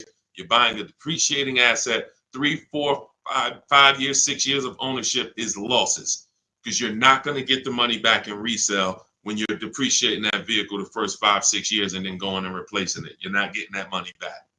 You would have been much better off getting a below market lease. Give you an example. Let's take a vehicle that's close, relatively close, price wise to that X7. Look at Teddy's, BMW. He has an electric BMW, so he got a bigger discount because there's rebates that he got. There's rebates that wouldn't be applicable on the X7, but it's a $73,000 vehicle. He's leasing it for $856 a month. That was his best offer. Now, one of the things we teach here, we do not buy a vehicle, lease it, buy it without looking at 5 offers, 5 options. If we're looking at a used car, we're looking at 5 options to make sure we're getting the best price. We do this from home. That's why my entire system, my book, everything is called Cars from Home. Cars from Home, because we're using the internet to do this. But you look at somebody like him, he paid $856 a month, no money down. On a $73,000 vehicle, some of you know every $5,000 would be how much? I know I got some new people on the stream, but I'm talking to the people who you've been tapped in. I may have a couple people who know every $5,000 when you're looking at a car is about how much per month. And you use this so that you never get scammed. When you know this, no one can throw, you need to know a basis of what a car should cost. And I'm gonna tell you why in 1 minute. Thank you, Anthony. Yes, $100.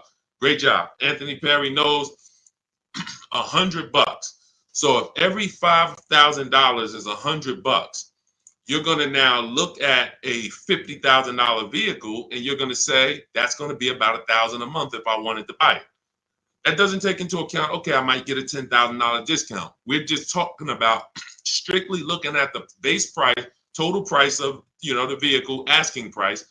Every $5,000 is about $100 per month on a 5-year loan. So you're looking at a $50,000 vehicle, that's about $1,000 a month. You're looking at a $73,000 BMW like Teddy was, that's roughly about $1,500, close to $1,500 a month on a 5-year loan. No money down. That's how we shop. No money down. We're just doing apples to apples. We may put money down later, but we need to know base numbers. This is base numbers. So look at Teddy. He's paying $856. You're never, if he was buying this vehicle, it would be $1,400, $1,500. That's why I say when you ask about purchasing, it's important for me to reiterate to you that if you should be shopping for below market leases, but you're shopping for purchases, it doesn't matter how great of a deal I teach you to get. You can use the Cars from Home strategies in my book, the bidding strategies, to get the best offers on your purchase, new cars, used cars. But it's not going to compare to if you would have leased, because you should have leased because you weren't keeping your car at least 8 years. You can see he's $856 a month, and even if the deal wasn't that great, even if it was $1,000, he's still literally $400 or $500 less per month than if he had bought that car only to try to trade it in 3 or 4 or 5 years and go do it again. So the leasing versus buying is the biggest principle that you need to start your car deals with. There's nothing more important than that, and we want to make sure we drive that point home. Everything we're talking about is in my new digital book. It's called Cars from Home, 7 Steps to Saving Time, Money, and Avoiding Dealerships. You can get your copy for 75% off. That's part of my welcome offer to you. This is going to have all of my blueprints, step-by-step strategies for leasing, buying, getting below market deals for high mileage drivers. It's all in there if you don't want to try to remember this. And you can get it for 75% off as part of our welcome offer. In my TikTok bio, click the picture of me. My Instagram bio, click the picture of me. Click that website, and the YouTube comments or the Facebook comments. Grab your 75% off, but it's only good for 30 minutes. After that timer hits 0, the price does go back up to $97, which is still incredible. I get it at $97, but $24 is even better. All right, Dolan, shoot the next question up. All right. Cody, how much of a down payment is needed for trade-in with $10,000 negative equity? This is a great question. Depends on what you're buying the next vehicle for and what type of discount you got off the next vehicle. So give you an example. Let's take a dramatic discount like Milligan's discount. She got one of the largest discounts I've ever seen anyone get using our bidding strategies from home. Let me pull it up so that we can now. When you get the larger discount you get, the more money you're able to roll over to that deal without having to put money down. Now, let me give you an example. Why does money down become important or necessary sometimes?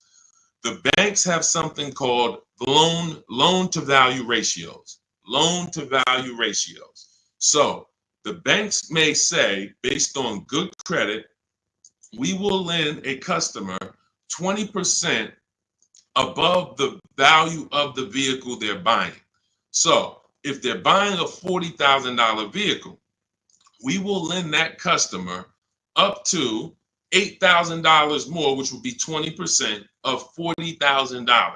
Because the value of the vehicle is 40, the loan to value ratio is 120%. We can lend $48,000 on a $40,000 vehicle. So if a person comes in and they want to buy that $40,000 vehicle and they want to finance and add to the loan the taxes and any applicable fees, that might come out to be roughly $44,000.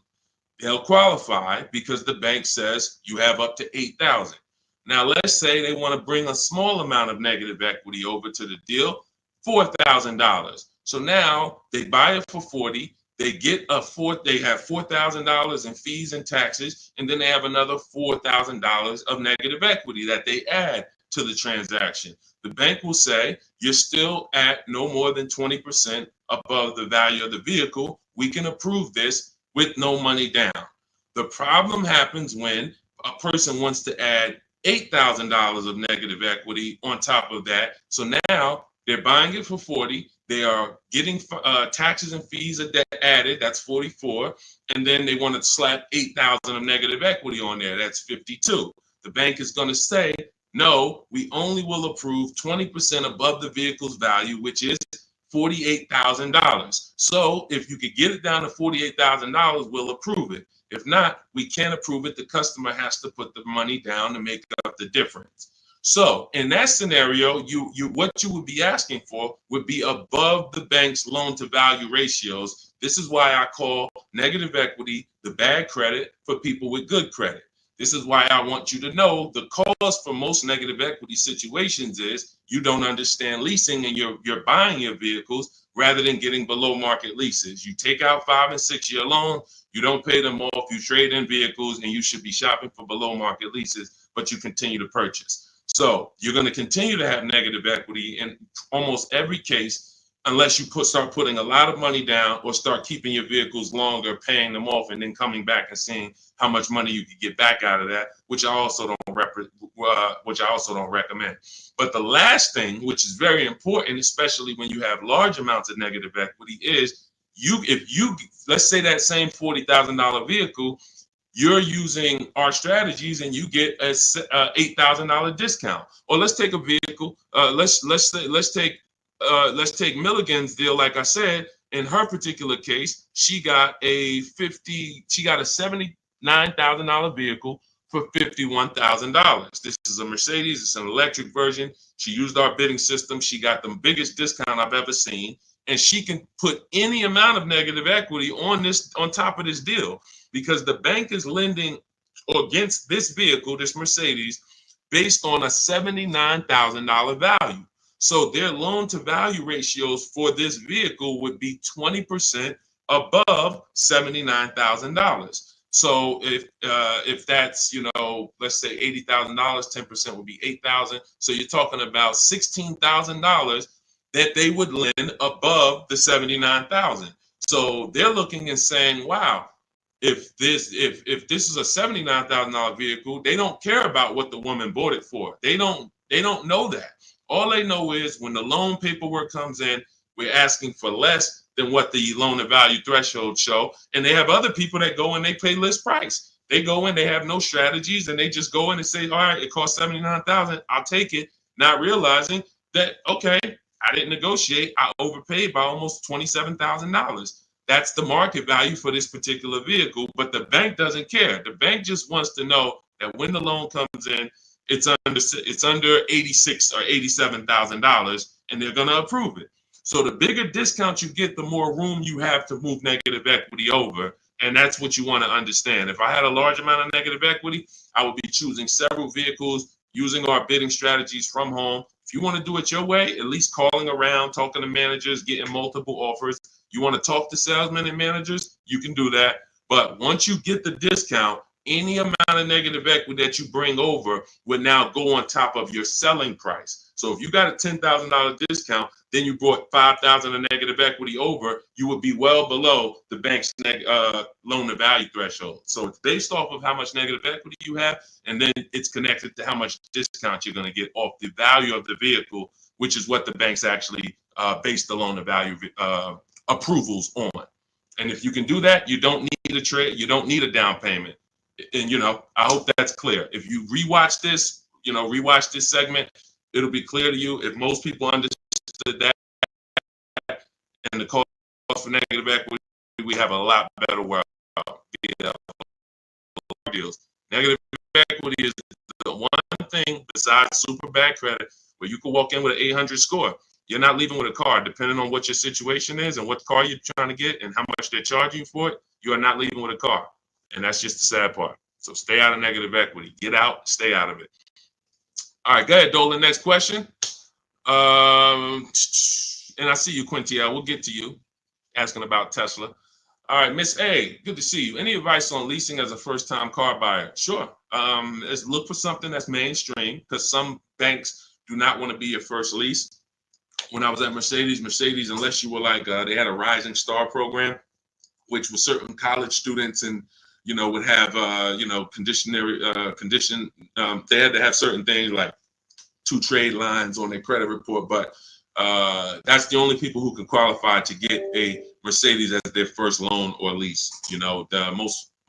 Some of these, luxury banks or import banks do not want to be the first one, but Honda, Toyota, Chevrolet, Ford, Nissan, and possibly Infiniti, as long as your credit profile is good, you're in that good range, high 6s, low 7s, the better, the higher the better, and you have a solid credit report, that could be 2 credit cards, but you're paying them on time, you're not using up that credit. I would be shopping based on the 8-year rule, which is the first step in my book. The 8-year rule is how many years are you going to keep the next car? That's the leasing versus buying question.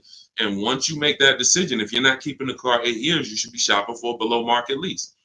And I've seen so many people that would buy their first car or they would buy their children their first cars, and they're getting like $400 payments on these cars or $350 payments. That's only a $15,000 to $18,000 car. So they're usually getting, a 4 or 5-year-old, Hyundai Elantra, Toyota Corolla, if they're buying used. These are the same vehicles that they may turn around and trade in 2 or 3 years, 4 years. They're paying $350 a month, and God forbid the vehicle breaks down on them or anything. They're dealing with a used car, where you can get some of these incredible lease deals, and you can get them for, depending on the car you're looking at. Somebody had just got an Elantra, and the payment was $350 a month, brand new car, no money down. Let me see if I can find their deal. It was here we go. It's India. I joined last year. She joined our program. I do have a program where I shop with people. Depends on how you want to learn. You can go to my bio to figure that out too. But these are people who are in my program. They have the same strategies you have access to in my book, same process. It's just one's a blueprint for people who are like, Deshone, give me the blueprint. I'll follow it step by step. You can get to all your deals. And one is done with you, where you're like, hey, let's shop together. You're basically shopping with me. So it says, got back 6 quotes, because I told you guys we don't make a deal unless we get at least 5 quotes on every vehicle. Got back 6 quotes. Fast forward 2024, I had to find a car in 2 weeks, so you don't need a lot of time to implement this. My process actually takes, max probably 3 days. If you needed a car in 3 days, we can get a below market deal that fast. I had to find a car in 2 weeks, so I got to work in about 5 days. I walked out with a 2024 Hyundai Elantra, 36 month, 12K, 365 a month, no money down. So this is a brand new vehicle, probably about a $26,000 vehicle. You know, no money down. So when we consider the fact that, as I said, some people are buying their family members, you know, $15,000 to $18,000 vehicles that have a 365 payment. Okay, do I want my people? Do I want my my child or whoever in a, you know, 2019 or 5-year-old or 4-year-old or, you know, 6-year-old used vehicle for $350 a month, $360 a month, or can I go out and can I lease a below market? Can I get a below market lease? Because again, there's a lot of people paying a lot more than what India just paid. So I don't want you to think that's the deal for everyone. That's a below market lease deal. You can look at the commercials and you'll see that anytime you go to a website to lease a Hyundai Elantra, that's not going to be the deal. $350 a month, $360 with no money down. They're probably going to say $279 a month with $3,500 down plus tax and fees. And again, the key is this is a below market deal that India got using my blueprints, using our shop from home strategy where we don't talk with dealers. So that's the thing. I would most likely say I want my child or my spouse or whoever in a new vehicle for the same payment rather than a used one. So that's it. So everything we're talking about is in my new digital book. It's called Cars from Home, 7 Steps to Saving Time, Money, and Avoiding Dealerships. You can Google it. It's already 5-star rated. In fact, before we go to the next question, I wanted to pull in some of these reviews. Thank you to everybody who has reviewed the book. And I appreciate it. I just grabbed a couple random ones. Says here, this book is a must have if you're thinking of getting a new or used car. So much has changed in the process since I bought my first car 40 years ago. Think of it as a workbook. So even though you finish the book, you will refer back to it several times in the process. Deshone takes you step by step through the process and has videos to support the steps that I do. That's a surprise in there. For those of you who have the book, you know I link to certain videos to help you understand things better. I feel better prepared to go out, get the deal I want for my next car, and I know that I didn't get taken advantage of by a dealer. Thank you, Marguerite.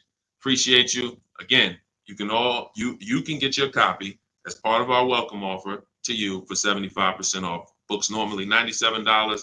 You go to my TikTok bio, click the picture of me, go to my Instagram bio, click the website that says 75% off, or you can go to my Facebook comments or the YouTube comments to activate your 75% off. But it's only good for 30 minutes. If you visit it and that clock started ticking down, once it gets to 0, the price does go back to $97. So go get your book, screenshot the thank you page so you'll have the support team's email, and come on back to the show.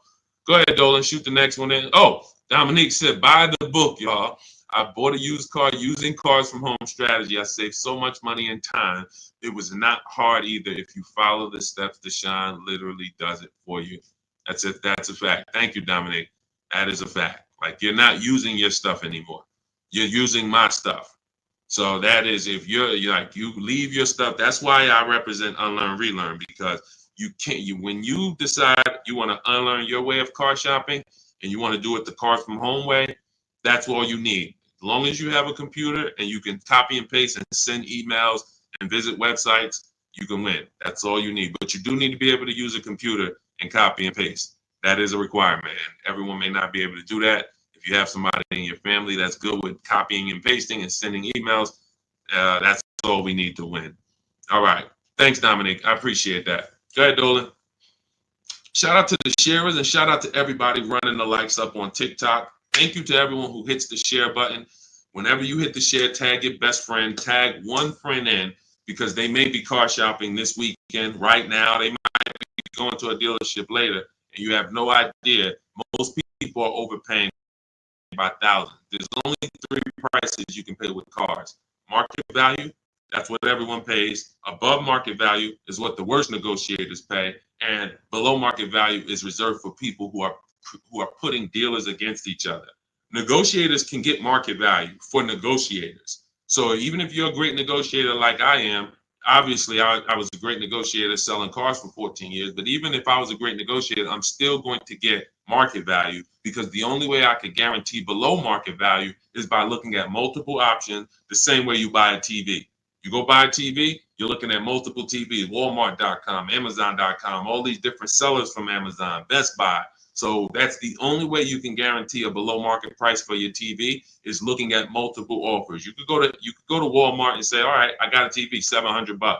Was it market value? Was it below? Or was it above? You don't know until you look at all the market, and that's what we do. That's what Cars from Home is about. Okay, Alan Carter, 35 years in the car business. Your advice is spot on. Thank you, sir. I appreciate that. Thank you so much. All I want to do is help people find the 20% of car dealers and salesmen who are honest, who want to compete, who want to take care of their customers. That's the 20%. But 80%, we have proven that, working with hundreds of people personally, thousands around the country, we've proven that you must get 5 offers on every car, because 80% are going to be overpriced. Doesn't matter how much you negotiate, they're not going below a certain amount. So when they tell you, hey, Shantola, thanks for coming in, but this is the best offer we can do, that does not mean that's the best offer any Nissan dealer can do. That means that's the best offer Nissan of Bay Ridge can do.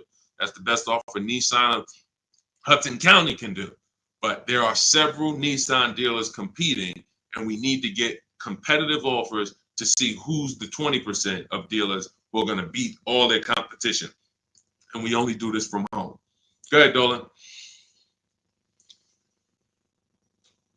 Great questions today. Let's go. Keep typing. Let's get to as many as we possibly can.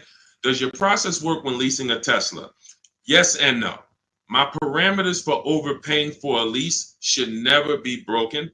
They're based off the 1% rule. So how did we come up with the 1.5% rule for knowing bad lease deals?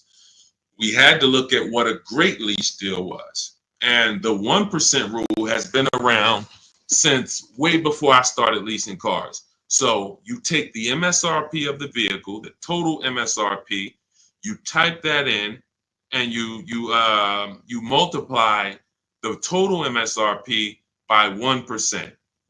And if your lease payment with no money down is under that, you stole the vehicle. It's a steal. I call it a steal. So we have 3 different ways we look at leases: a steal, a deal, and when it's time to chill. Very simple. A steal is 1% or less. So what does a 1% look like in real life? Look at somebody like Greg. Greg leases his $56,000 Kia EV6 Win, $527 a month. No money down, 12,000 miles per year. Now you can adjust this miles. You can get 15,000, 18,000, 25,000. But the way we shop is based on 12,000 miles per year. That's how we judge the 1% rule. So another 1% deal, less than that. You know, Zafrina uses our strategies, uses what's in my book. She puts the dealers against each other. She gets multiple offers. You can see she used all the scripts, my email scripts. We don't talk. She gets $579 a month on this $65,000 Jeep Grand Cherokee. You look at somebody like, where is Rosalie? Rosalie Ansley is another 1% lease deal. 2024 Infinity truck, $58,000, $554 a month, no money down, right under 1%. And he's driving something he likes. This was a vehicle he got for his father a couple days ago. So this is a 1% lease. So now we say, when I started telling people about leases in my videos, I knew people were going to go out and get bad lease deals because they just literally don't know how to make people bid, and they're just going in trying to negotiate, not realizing a lease is going to look better than a purchase.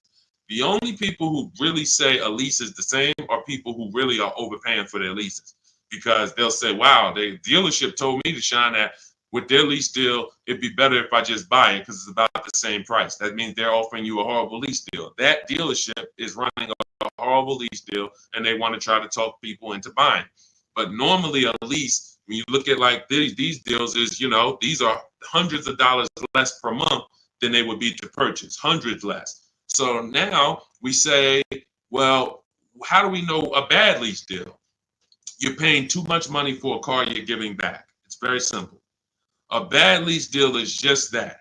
You're paying too much money for a car or vehicle you are giving back in 3 years.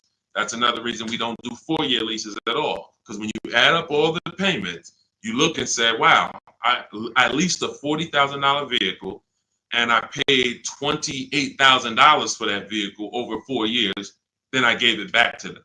You paid off almost the whole vehicle and then gave it back to them. That's why 4-year leases are horrible. But you're only judging your lease value by how much you're paying over time and how much did it cost me to drive that $40,000 vehicle for 3 years. Did it cost me $13,000 to drive it over 3 years? $17,000 to drive it over 3 years? $20,000 to drive it over 3 years? What did it cost me? And that's what the 1% rule is basing it off of. If you're looking at a $40,000 vehicle, you get a payment of $400 per month. It costs you 400 times 36, cost you $14,000 to drive a $40,000 vehicle over 3 years. That's much less than the normal depreciation of that vehicle. So we go up to 1.5%. So 1.5%, anything above that, you're paying too much for a vehicle that you're giving back.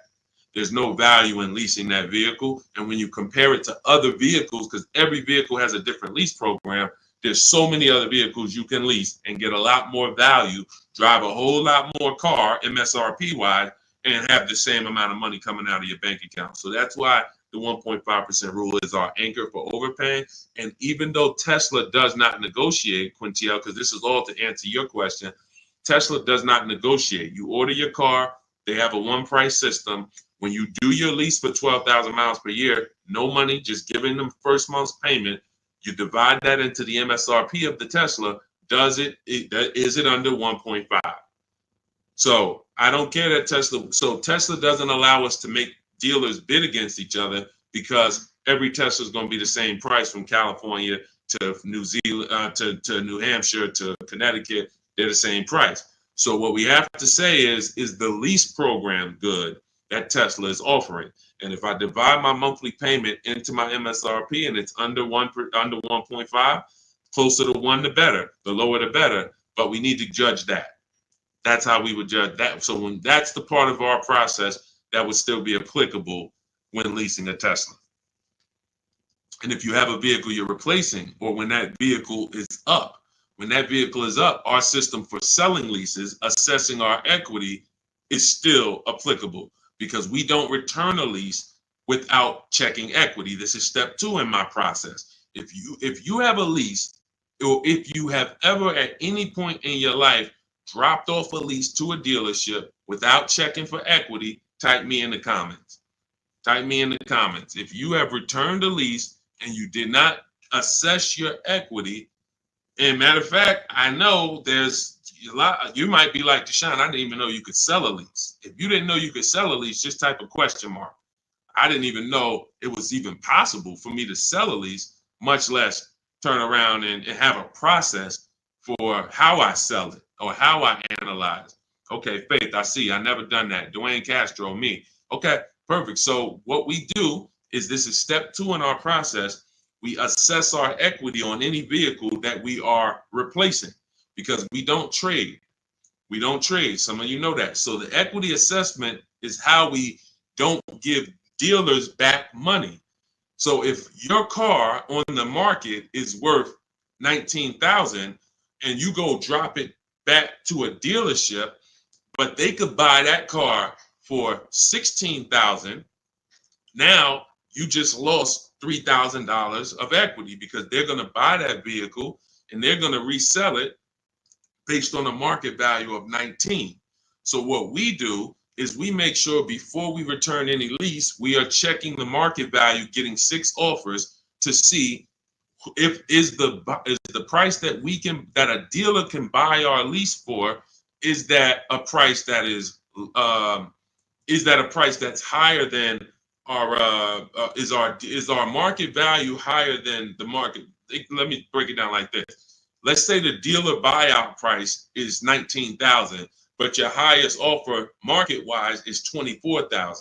That means you have $4,000 to $5,000 of equity that we could cash out, let CarMax, Driveway, Carvana, Kelly Blue Book Instant Cash Offer, AutoNation, Car Gurus, one of these buyers that we use, this is all in my book. This is step 2. We get these online bids. We're going to let them buy the vehicle and then we'll make $3,000, $4,000, $5,000 once we sell it to them. And I've helped hundreds of people do this. There's several videos on my pages where you can see people that are commenting, man, I use your strategies. I made 7,000, 8,000, 10,000, especially during the pandemic, because every vehicle was worth $7,000 to $12,000 more than it's worth today, more than it would be worth in a real market. And I told people for 2 years straight, once I started talking about this, I said, listen, cash out now. If you have a vehicle, cash out. We help people cash out $5,000, $7,000, $10,000, $12,000, put that money in their bank, release or rebuy below market. And some people can say they capitalize on a once in a lifetime market that none of us have ever seen before. Strictly based on the equity assessment. This is all in my digital book. This is, if you're like Deshone, I don't even want to remember half this stuff. I'm not going to remember it. You can get my entire blueprint that teaches everything about below market leases, below market purchases, below market new cars, used cars, making banks bid, equity assessment, selling leases. All of that is in my book step by step. And you can get your copy for 75% off for 30 minutes only. It's my welcome offer to you. I want to give you incentive to get the book now so you can pay less, 75% off. In my TikTok bio, go to that picture of me, go to the Instagram bio, click that link, click the button that says 75% off new book. Get your copy. Make sure you screenshot the thank you page. If you're on YouTube, your 75% off link is in the comments. Facebook, it's in the comments, but it's only for 30 minutes. After that, the price does go back up to $97, which is worth every penny, but $24 is better. So go get your book and then come back to the show. Go ahead, Dolan. Great question so far. Let's keep going.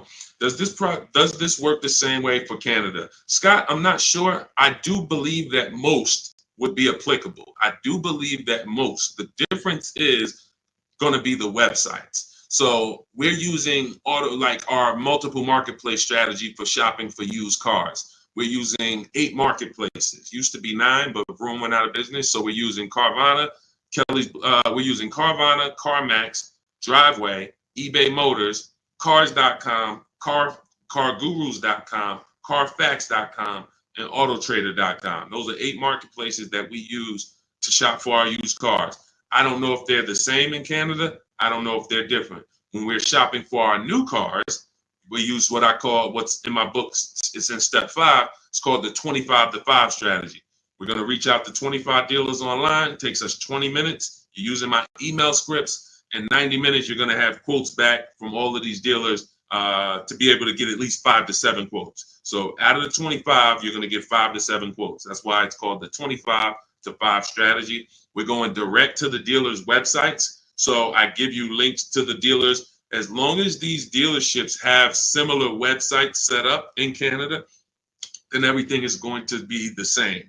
The scripts, the way they communicate, the things they try to get you to do, come in, can I get you on the phone, put one price here, and then, for a used car, and then hope you come in and charge you more later. All of that, if all of that is the same, which I believe it is, then everything will be applicable in Canada. It's just the websites will be different. But Honda's going to have their own dealers' websites,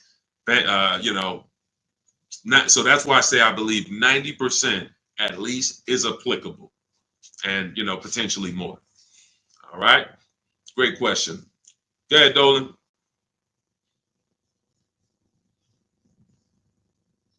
I have the book. Great job, and make sure you guys send me your emails, just like Tiffany did.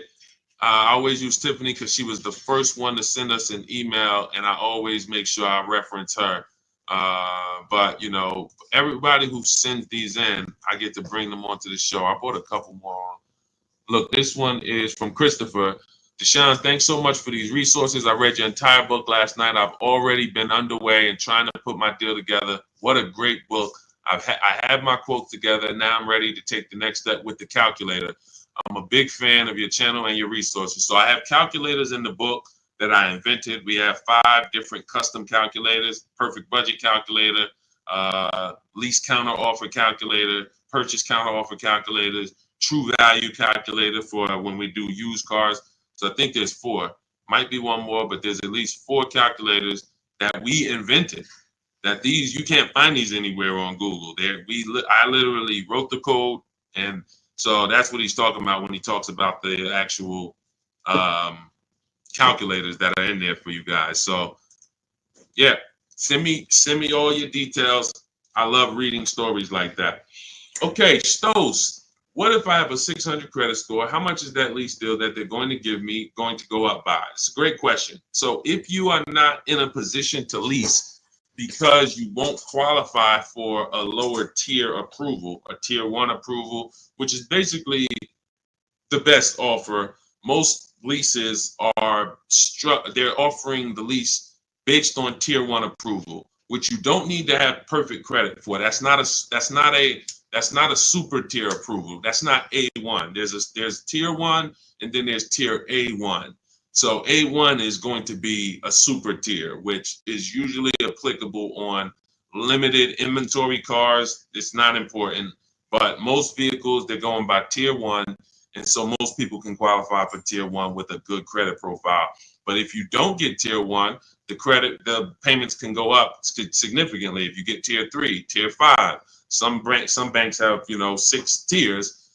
So the payment can go up by $100, $150. That's why we always have backup offers. So in case someone tells us, hey, your payment's going up by $80, we go to our backup offer. We give them a chance to actually see are they lying to us? Are they just trying to take a shot at us? Because sometimes they are, sometimes they're not. But if I can't qualify for a lease, what I'm doing is buying what I call in my book a smart card. This stands for saving money at the right time. Saving money at the right time. It's not the little smart cards that you may be familiar with. What I'm doing is setting myself up to lease. So I'm going to go get the least expensive car that I can get a loan on.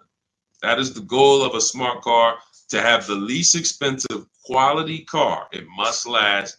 Car cannot be breaking down. It's the least expensive quality car that I can get a loan on. $10,000 loan, $12,000 loan. So now I'm going to get the smallest car that I can get, maybe like a Hyundai Elantra or something that was like 24, 25,000 new. And I'm looking to get it around 10,000. So it doesn't have to be too old. Now I'm getting that vehicle. I'm going to drive that vehicle for 2 years, establish a payment history. My payment should be no more than $250 a month. You're talking about a $10,000 loan. So now I got an easily manageable payment. I got a car that is dependable. I trade out of that into a lease in 2 years. But what some people do, which is what I don't recommend you do, when you're trying to qualify for a lease, that should be the goal.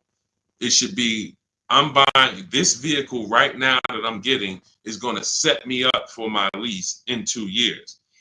Now, some people will go, I just got to have what I want now. And they'll go and they'll get the Dodge Charger with the Hemi engine, or they want but they know that, all right, I'm going to go and get a $25,000 vehicle. But because you have a lower credit score, you're going to pay 18, 20, 25% interest. So now when you go to replace that, first of all, in 2 years, you got to make it to 2 years with a high payment, a car that most likely wasn't a quality car, because you're stretching. When I say you're stretching, if you're trying to get a $25,000 Dodge Hellcat, that vehicle probably has 80,000 miles on it, no warranty. So you're getting you're not getting a quality one. You're getting the one you can afford, which is going to be high miles, older, and now you have this high payment, high interest. So when you go to replace that car in 2 years and try to go into a lease, you're going to have a huge amount of negative equity, maybe $8,000, $9,000, $10,000, $15,000 of negative equity. So when you try to go into that lease, you're not going to even be able to make the lease make sense, because you're bringing all this negative equity over from the old car. So that's why I say you discipline yourself. You drive something, least expensive car, because you're building. You're building. We haven't earned the right to get what we want, but if I discipline myself for 2 years, drive a vehicle that is the least expensive, reliable vehicle that'll do the job for me, 2 years down the road, I got 2 years of payment history. I traded out of that into my new lease, and I'm driving a brand new car from that point on. That's the plan if I didn't have good credit, but I knew I need to get to the point where I could lease. That's exactly what I would do. All right, great question. Go ahead, Dolan. Scott Johnson hold on. Ahmed, the payment includes money factor and taxes. So what part of the lease is too much? It's too much based on the total amount for a vehicle you're not going to own.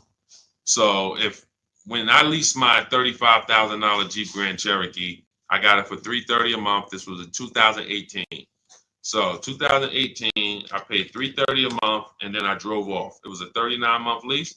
So over 39 months, I paid $12,870 for a $35,000 vehicle. Plus taxes and fees, it would have been probably $39,000.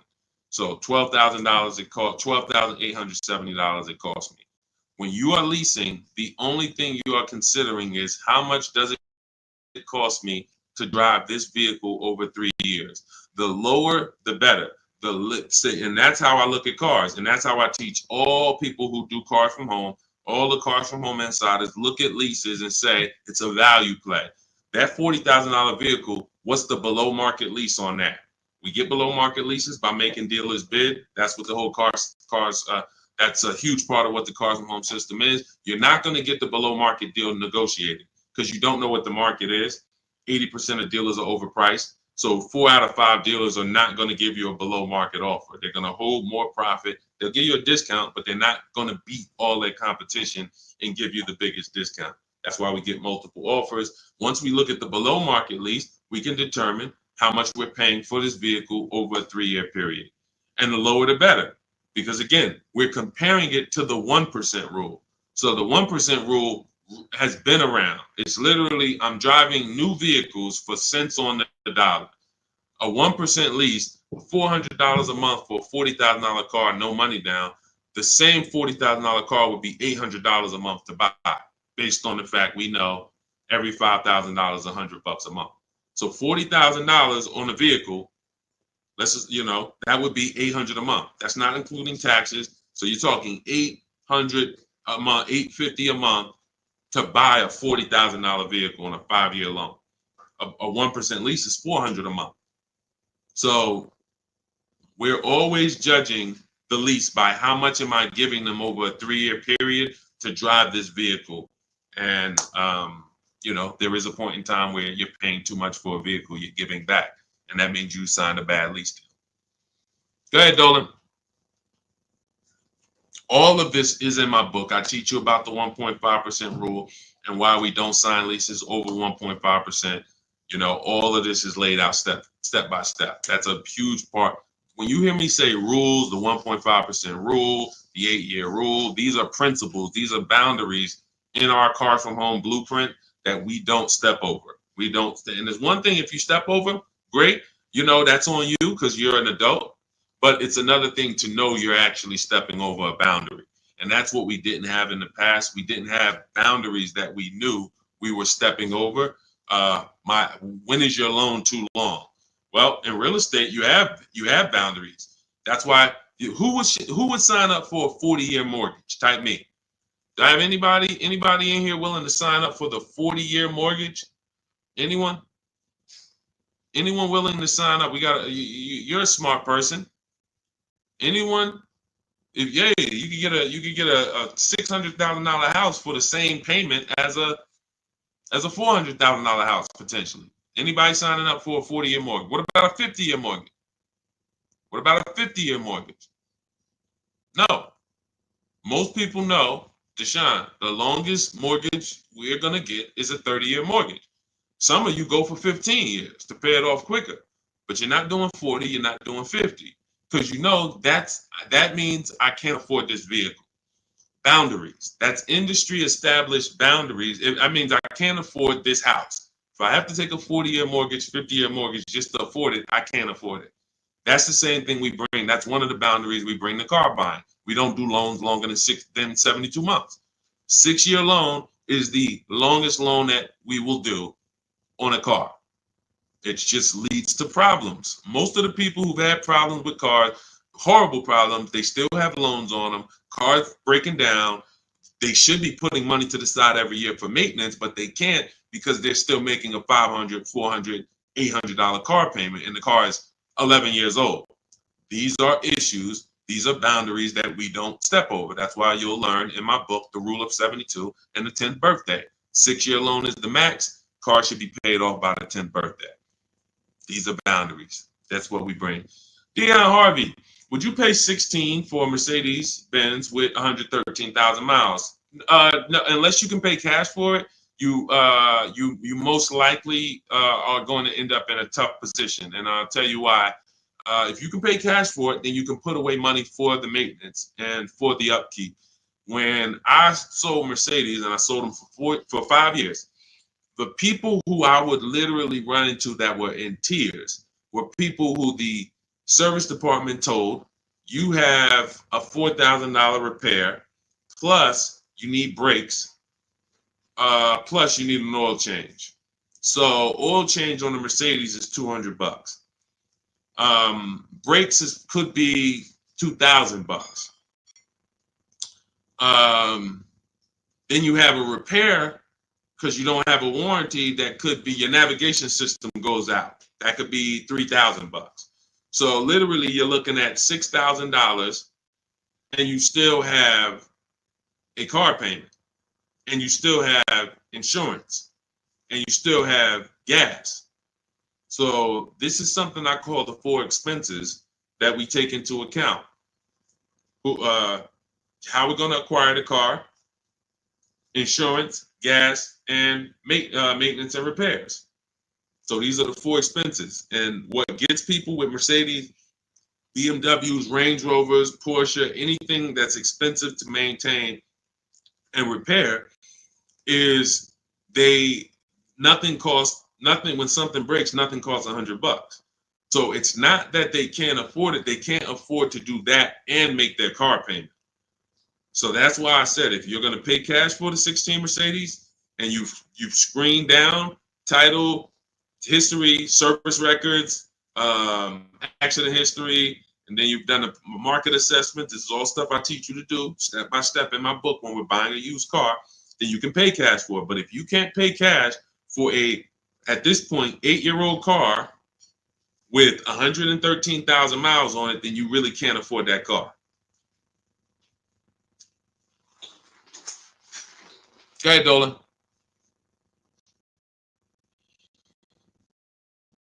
Any Euro car after $100,000 is a money pit. That's why you can get them cheaper. And listen, if you know, you can have vehicles that were well taken care of by people and they just went to upgrade their model. There are plenty of people who baby their cars, their BMWs, their Porsche. They've done all the maintenance. Now they get to 100,000 miles. They might have had it for 8 years and they're ready to sell it. And it's a great opportunity for someone else to buy. But you have to be able to afford these cars. And you have to be able to avoid, if you can't afford to repair and maintain them, then you can't afford these cars. So that's the principle. And again, I'm somebody who's worked. My most expensive car I ever sold was a $435,000 SLR McLaren. So I've had plenty of people who had, $200,000 Maybachs and, $180,000 S63s. Like, there are principles of affordability that safe people, conservative people follow to make sure they're not getting in trouble buying these expensive vehicles. And then there's people who don't have these principles and they're buying less expensive vehicles, lack of quality, and they're basically shoehorning their way into the vehicle with a loan, but they can't afford the vehicle because they can't afford to maintain it. And they can't afford to pay it off in time before things really start going wrong. If I got a paid off Mercedes or paid off Range Rover, but I'm putting, I was paying $700 a month to buy it, but now it's paid off. So now I put $300 a month to the side in an emergency fund. So when something breaks, I go to my emergency fund. Okay, my car needs this, my car needs that, but I'm not making a car payment anymore, so I can afford the maintenance. Problem is, when you're making a car payment and things start breaking, that's the problem. That's what we want to stay away from. So, Ron, I have to turn in my 2022 Kia EV 425. Don't want to buy it, but my buyer's 21, worth only 15 right now. So $425 a month on a $41,000 car, good deal. It sounds like it, but we don't know if that was the best deal, and that's the problem. Sounds like it. It's a 1% lease, 425. If you put no money down, and you literally just signed the deal for 425, gave that to them and drove off at 425 a month, then that's close to a 1% lease. And that's but we don't know if that was the best. And I'll give you an example. So Zafrina was shopping for a Jeep Grand Cherokee. She had one coming off lease. She ran her equity assessment just like you. It was no equity in it, so that means she's just going to return it. If there's no equity in the lease, we just return it. When it's done, we start shopping for our lease, just like normal. Once we make our last payment, we get out, we start shopping using our system. Now we get our offers. She gets offers on this Jeep Grand Cherokee Limited, and she said it was about 1.2%, which is a solid deal. I mean, 1.2%. Great value lease. But she said that the dealer who won the bid, who she was about to choose, said that because she was coming out of a 1% lease that I had helped her get going back to 2021, right before the pandemic, maybe 2020. She was coming out of a 1% lease. So she was really trying to get back to a 1% lease, not go up to 1.2. So the dealer said, this other vehicle I have, this electric one, I could get you to 1% on that. So she asked in our group, because this is people who shop with Deshone. If you want to shop with Deshone, if you want to learn, depends on how you learn. Go to my same bio and you'll see buttons that says, see if you qualify, shop with Deshone. But I do work with people who want to actually shop in a different way. Blueprint is for people who like blueprints. If you are a blueprint person, Deshone, give me the blueprint. That is my Cars from Home book. It's the ultimate blueprint to below market deals. That's why I show all of these people who actually used it and wrote about it, and you can read the reviews on it. But when you see these Facebook posts, these are people who have been working with me and in my private program. But anyway, let's get to the point. She now says, should I take the 1% on the different vehicle?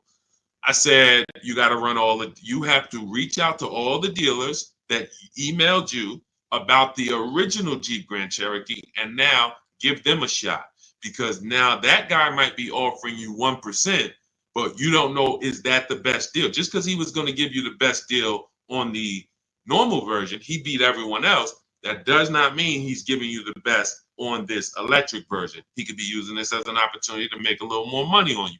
So she connects, sends out my scripts. We have this contact script, very simple to use, copy and paste. She sends it out on the electric version. The winning bid comes in at $579 a month, which ends up being a 0.88% lease. So yes, when we look at a 1% lease, we might say, hey, when you're asking, hey, this was a 1% lease, was that a good deal? Yes, it is a good deal. Yes, it is a steal. 1% is a steal. Does it mean 405 was not available on this vehicle? No. Does it mean 395 wasn't available on this $41,000 vehicle you got?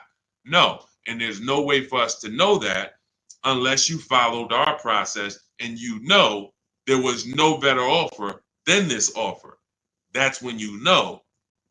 And that's all we care about. We want to guarantee we got the below market lease. We want to guarantee we saved all the money and got the below market discount on the purchase. We want to guarantee that on our used car that we're buying, we got the below market price. And that was the least expensive option within 100 miles of me, 150 miles of me. That's what we roll. And that's the Cars from Home system. So everything in this stream is sponsored in my new digital book. This is not, I don't wing it. And the beautiful thing about what you're going to do with Cars from Home is you're no longer going to be winging the process. This is the second most expensive purchase that many of you will make. And some of you who don't own a home, this is the most expensive purchase that you have made so far. And every single time you make a 5-figure decision on a car, you add these up and you can see I've made $100,000 in car buying transaction decisions over my lifetime. What is my process for getting below market deals? What is my process for not paying what everyone else is paying? You've winged it, but you're no longer going to wing it. This is a 7-step process.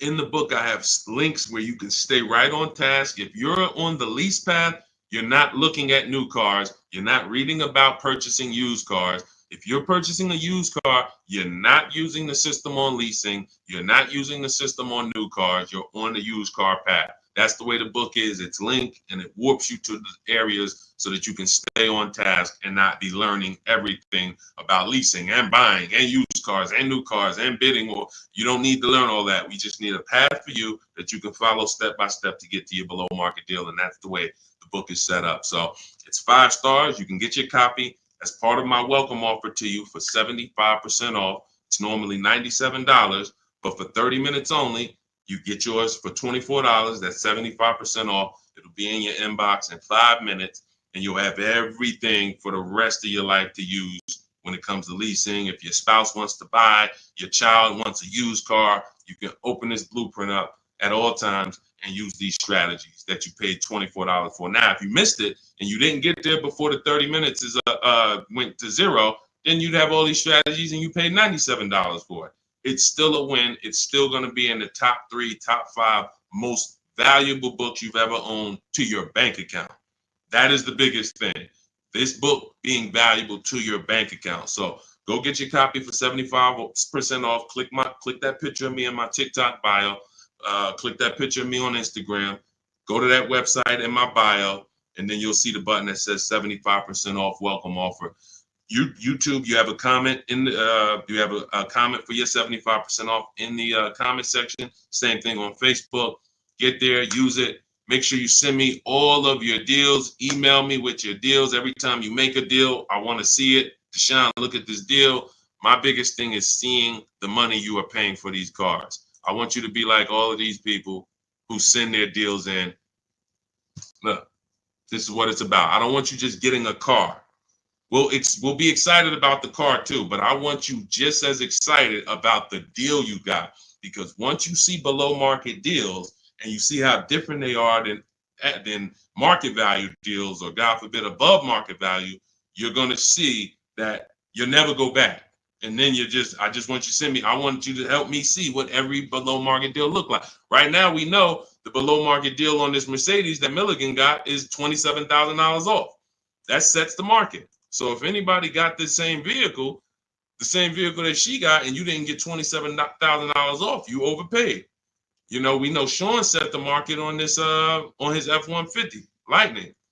Some deals are, look, Kimberly set the market on this Maserati Greco that she got earlier this year. She said, look, it was $20,700 off. They gave her sitting at home, getting a bid, a brand new, never before owned. She's the first owner. She got $20,700 off. That's the market value of that vehicle at the time. If somebody got $10,000 off, they paid. That's an average deal. They overpaid by $10,700. So we get to set the market for these vehicles using these shop from home strategies, and that's what I want. I want you empowered. I want you guaranteeing that you save, that no one else paid less than you. And that's the empowerment. You do that right from home, right from your living room. So I will see you all on the next stream. Grab your book. I'll see you inside the book. And God bless you. Let's keep unlearning and relearning.